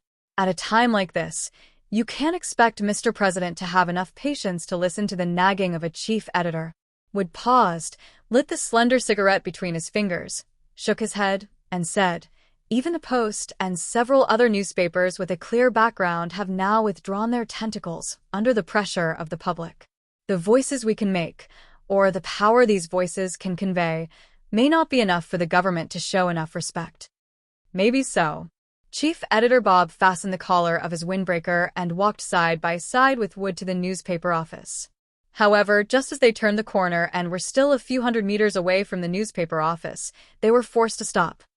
"Gentlemen, please don't go there." Dark yellow police lines blocked both ends of the street. Dozens of policemen anxiously shouted and blocked the crowd. Fortunately, today's demonstration had dispersed. Otherwise, with just these people and a few thin yellow police lines, it was absolutely impossible to maintain order at the scene. Chief Editor Bob looked at the burning newspaper office building hundreds of meters away. His pupils shrank sharply, and the thick cigarette in his mouth fell to the ground with a bang, making a few sparks.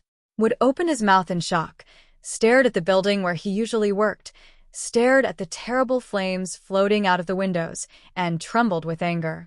He pushed the policeman in front of him and roared, "Let us go. There are still people in the newspaper office." "Mr. Reporter, the staff in the newspaper office building have been safely evacuated." The policeman who maintained order guessed the identity of the two middle-aged men, and his attitude was slightly gentler. He explained, "Except for a few slightly burned staff members who are under observation in the 4th hospital, no one was injured." Hearing that his colleagues in the newspaper office were safe, Wood's shock and worry eased a lot, and his angry movements subconsciously stopped.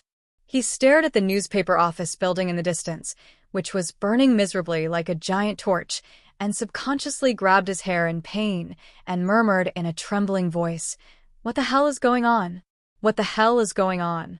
Chief Editor Bob looked at the building where he had been working since he graduated from journalism school. He pursed his lips tightly and did not say a word. The building was burning, turning into a charred ruin.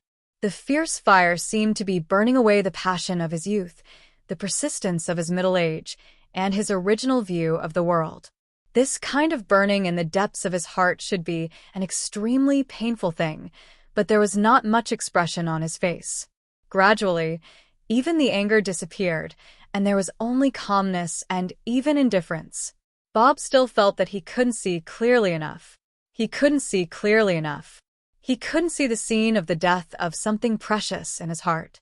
He slowly took out a pair of glasses from the inside pocket of his windbreaker and put them on. A big fire can burn everything, including the secret database that we are so proud of. Red, yellow, and black flames were reflected on the spectacles. Bob's cold eyes penetrated the spectacles and looked at the burning building. He suddenly said faintly. Wood's body suddenly stiffened as he stared at the side of his face in disbelief. If this fire was not an accident, then who dared to burn the most credible news agency of the Federation into ruins? Was it really the government? Medellin is dead, and Pobre won the election. I thought the world had changed a lot. Mr. Reporter, who was known for his fearless spirit and his ability to entertain the paparazzi, remembered the Medellin case investigation that had won him the Nebula Award for Best Documentary Reporting. He painfully frowned and looked at the building that was getting bigger and bigger. He said in a hoarse and angry voice, "In the end, nothing has changed.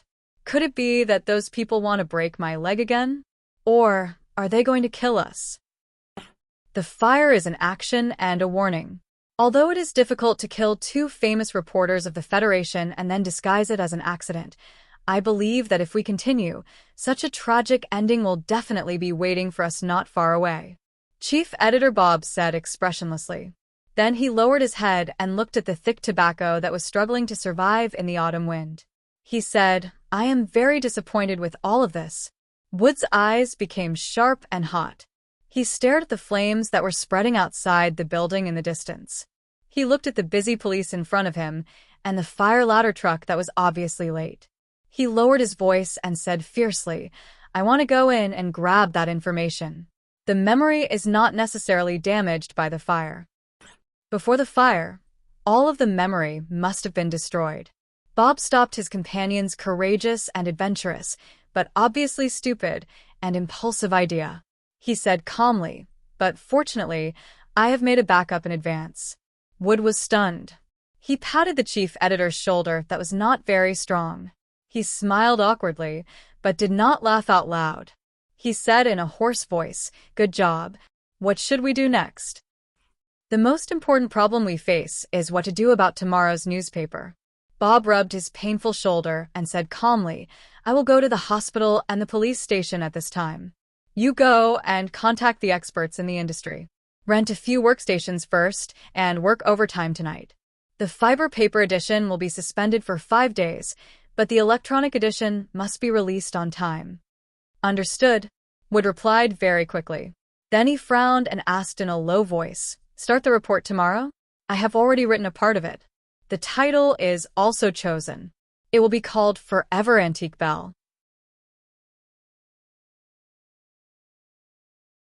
Too lyrical, but I like it. Chief Editor Bob's tone was particularly serious. He ordered seriously, "But we can't publish it now.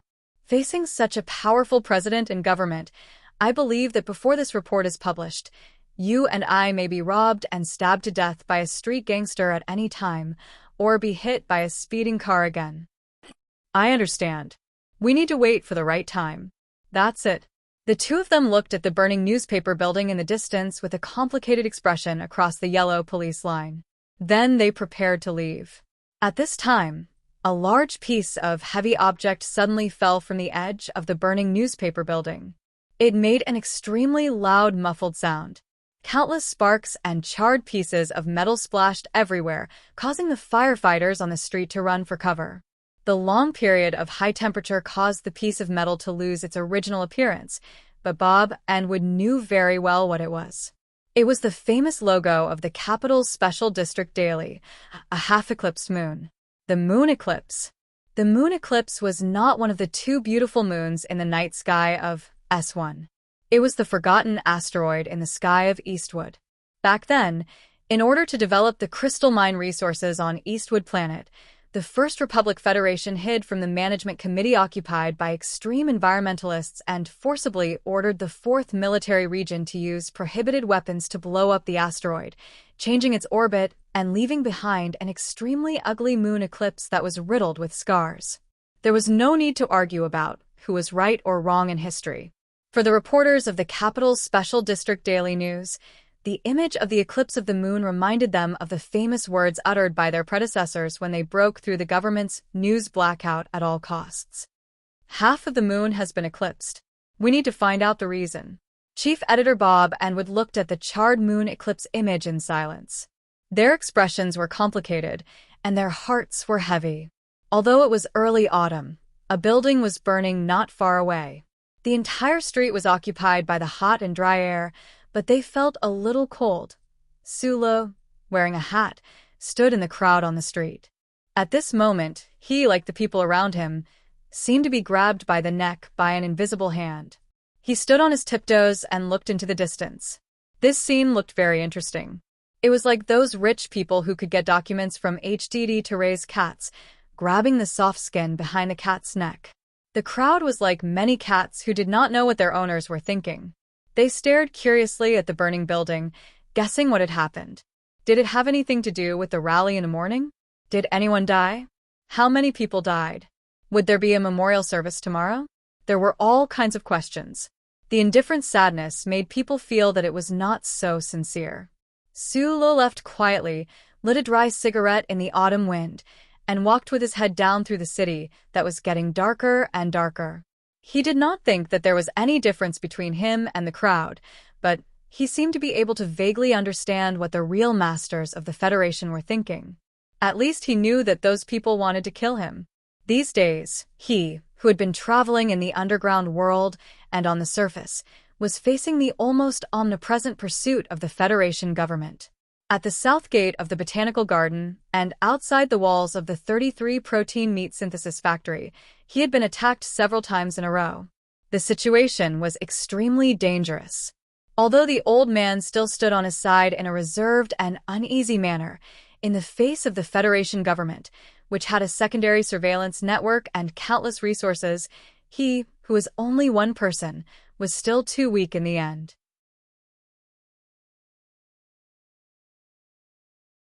Especially recently, the intensity and precision of the government's pursuit made him sensitive enough to smell a trace of danger.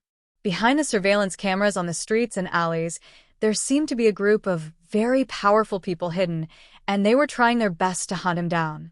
These people were very professional, but they did not have the bureaucratic inefficiency that was unique to the Federation Investigation Bureau. These people were very professional, but they were not as easy to be careless as the army. Their calculation methods were very meticulous and very targeted. Yes, targeted. The continuous attacks and the sense of crisis that was getting closer and closer to death made Sulu feel that these people understood him very well, and sometimes even more accurately than he did in grasping his combat style and choice of action. In addition to speculating with interest about the composition of the team, he often thought about President Pobre's conversation in the official residence when he was underground these days. However, today, when he saw the newspaper building burn to a crisp, he realized that he had made a mistake. If you are not good at thinking, then don't think. If you are used to doing more and saying less, then don't think too much and do too little. Since many people praised him for being good at simplifying complicated things, then after returning from the Westwoods, he should not choose the opposite behavior pattern. In the end, people should still walk the path they are familiar with. For Sulu, who was walking on the streets of the capital, what he should do, and what he would do, was to raise the gun in his hand and defend his principles.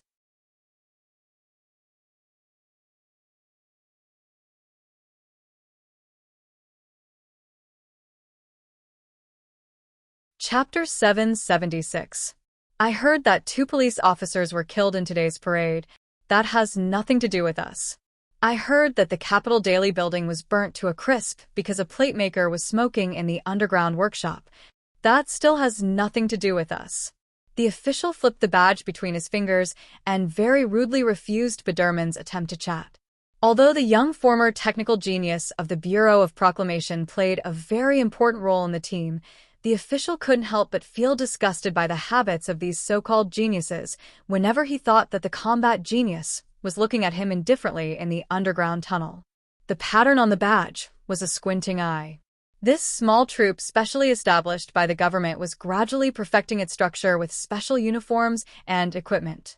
The cooperation between the members was getting better and better, and their work was getting smoother and smoother. They were getting closer and closer to their ultimate goal. But what frustrated everyone in the Small Eyes troop was that although they were infinitely close to the goal and had even lured the enemy out of the underground tunnel and trapped him under the wall, the enemy still managed to escape in the end. It seemed that the target was right in front of them, but they didn't know where his real body was hidden in the city. Don't be too frustrated, and don't be too nervous. Smoking a cigarette, Biderman looked at his colleagues in the room and laughed exaggeratedly. He waved his hand and said, "This independent area has been specially set up by me. Together with those back doors, the Federal Central Computer doesn't know what we are doing at all.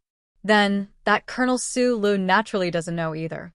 The official ignored him and waved his hand to summon all the members of the Small Eyes troop around the wide hologram table. His fingers quickly flipped through the electronic pattern and said in a deep voice, "For the next plan, the Strategic Research Division of the Investigation Bureau has given some new suggestions." "What suggestions?" The tone of the question was very calm. The members of the Small Eyes troop in this building, who came from various powerful agencies of the Federation government, seemed to have a certain trait in common: the indifference and lethargy unique to technical personnel. The psychology professor took over the topic of the official and pointed at the picture on the table. This is the archive of the investigation of the Federation Investigation Bureau a few years ago. It is a high-resolution satellite image of the traces left by Colonel Su Lo after he smoked and thawed in Charter Square before he made up his mind to assassinate Senator Medellin. From the arrangement of these cigarette butts, we can confirm that he is a very orderly person.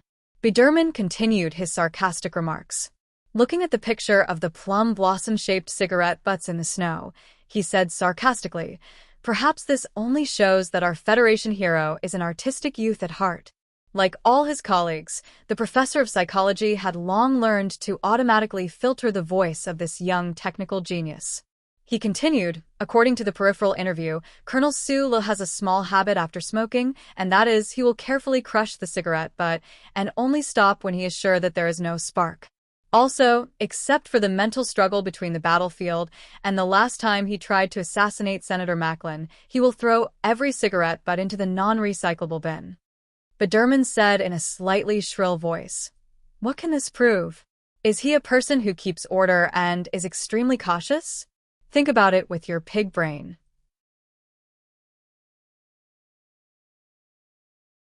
Is a colonel of the Federation full of masculine hormones who assassinated a senator with outstanding military exploits the kind of person you think he is?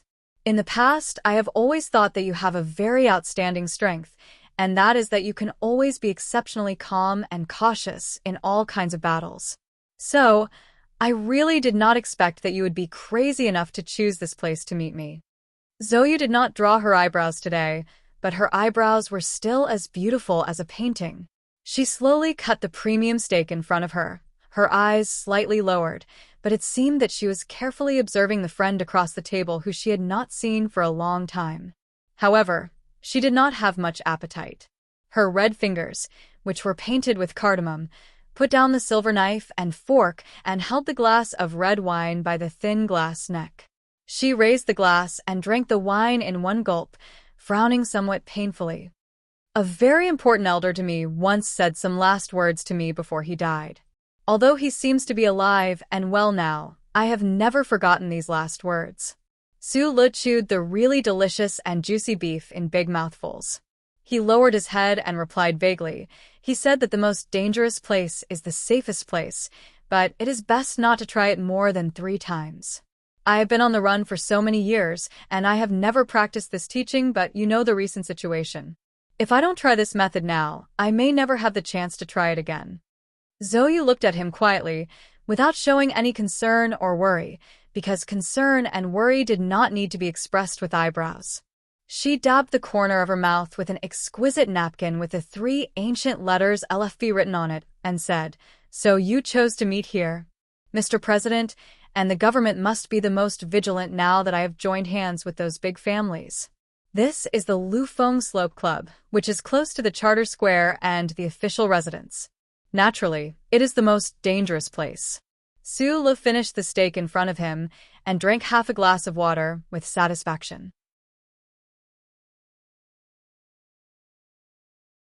He explained, "In the field that I am not very good at, I am used to respecting the opinions of experts. The elder you just mentioned must be the best escape expert in this universe." Zoe shrugged and noticed his eating speed. She said, "It seems that you have not had a chance to eat anything good while hiding in the underground tunnel. I like steak. I liked it very much when I was in Donglin." Su Lo took another sip of water. Zoe suddenly asked about that proposal. "What is your answer? Since Madame asked for my opinion through you, then you should reject her and the other families for me." Su Lo replied, "This has nothing to do with moral cleanliness. It's just that our goals are not the same to begin with. I don't want to see the scene after dealing with Macklin, where I was stabbed in the back by my companions just as I saw the glimmer of victory." Speaking of this, he remembered the magnolia that disappeared outside the Huanshan Four States Foundation building and the knife that he stabbed Lao Bai in the back. The end of a lone hero is always death. The war between a person and a government can never be won. Even if you don't believe in Macho and those families, I suggest that you can use some of their power. Zoe calmly gave her advice as before. "I understand. I don't want them to participate in my plan because it is very dangerous for me, but I need them to provide me with something," Su Lo said. You don't want them to be partners, but only a logistics base? Zoe smiled sweetly and looked at her good friend. I think those big families will be very angry because their dignity has been damaged. I have my own way to get weapons. In fact, what I need Madam to do is very simple. I heard that the number 2 of the Central Committee of Green Dragon Mountain is coming to the capital's special district for a visit. I hope that she can arrange for this big shot to give a speech in the parliament. What do you want to do? Zoe looked at him warily. You come from a military family, so you should know that the battle plan cannot be exposed, Sula said. Zoe was silent for a long time and said, You have to be careful. Yes. Sula looked at the Guna porcelain plate in front of him with traces of blood. He thought of the fierce argument with the old thing in the underground sewers and how the old thing still agreed to his request in the end. He suddenly raised his head and looked at Zoe. He frowned and asked, Is it possible to get me an MXD? Zoe looked at him and said mockingly, That cheap father-in-law of yours has already been sent to S3. Even if he is still the Minister of Defense, I can't get you an MXD. I don't know what you did that night, but all of the Federation's troops increased their combat readiness and surveillance.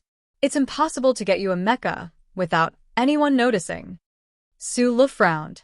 He silently thought about which direction the Shell Motor Company's door was facing, and the building that was vaguely independent of the comprehensive monitoring of the charter. The Small Eyes unit was still in a high-intensity discussion.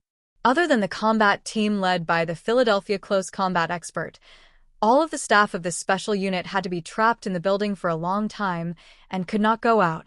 This special environment indirectly squeezed these technical officers to think of one strange trap after another. Colonel Sula is a very difficult person to deal with. The psychology professor came to the final conclusion. With his combat experience, special charter authority, and the calm and careful nature of an engineer, it is very difficult to use conventional methods to catch or kill him. The results of the previous few operations have proven this point. Go straight to the conclusion. The high-ranking official brought up another image on the table.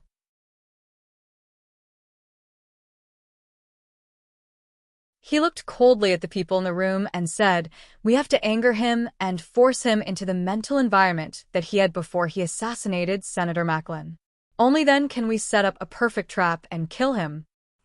According to the confidential information we have, the spy from Green Dragon Mountain that Colonel Sulu tried to avenge was actually killed by both the government and Green Dragon Mountain. And we believe that Colonel Sulu himself has also found out this. The official pointed to the old man in the image and said, His name is Jin Chiyoda, the second most important person in the Central Committee of Green Dragon Mountain. Since the death of that legendary figure, he has been the nominal leader of the intelligence system of the anti-government army. In a few days, this person will visit the capital special district. If Su Lo wants to kill this person, this is the best opportunity, and this will also be our best opportunity. Biderman raised his hand to raise an objection. He said, If I remember correctly, Colonel Su Lo has been hiding in the underground water for many days and has not taken any action. If he can still hold back this time, what will you do? How will you anger him? We still have the second bait. The official pulled up another image and pointed to the colonel wearing the windbreaker of the 4th Military Region. He said, His name is Colonel Lake, and he was arrested for the Ancient Bell incident. The Federation military court will acquit him later. The official raised his head and looked at the people in the room. He said in a cold voice, When Colonel Lake walks out of the court, Su Lo will definitely try to kill him. Do you understand? If Biderman still wanted to argue. In his opinion, no matter how powerful a person was, facing the pursuit of the entire Federation, it was impossible for him to expose his whereabouts for these so-called baits, because it was obviously courting death.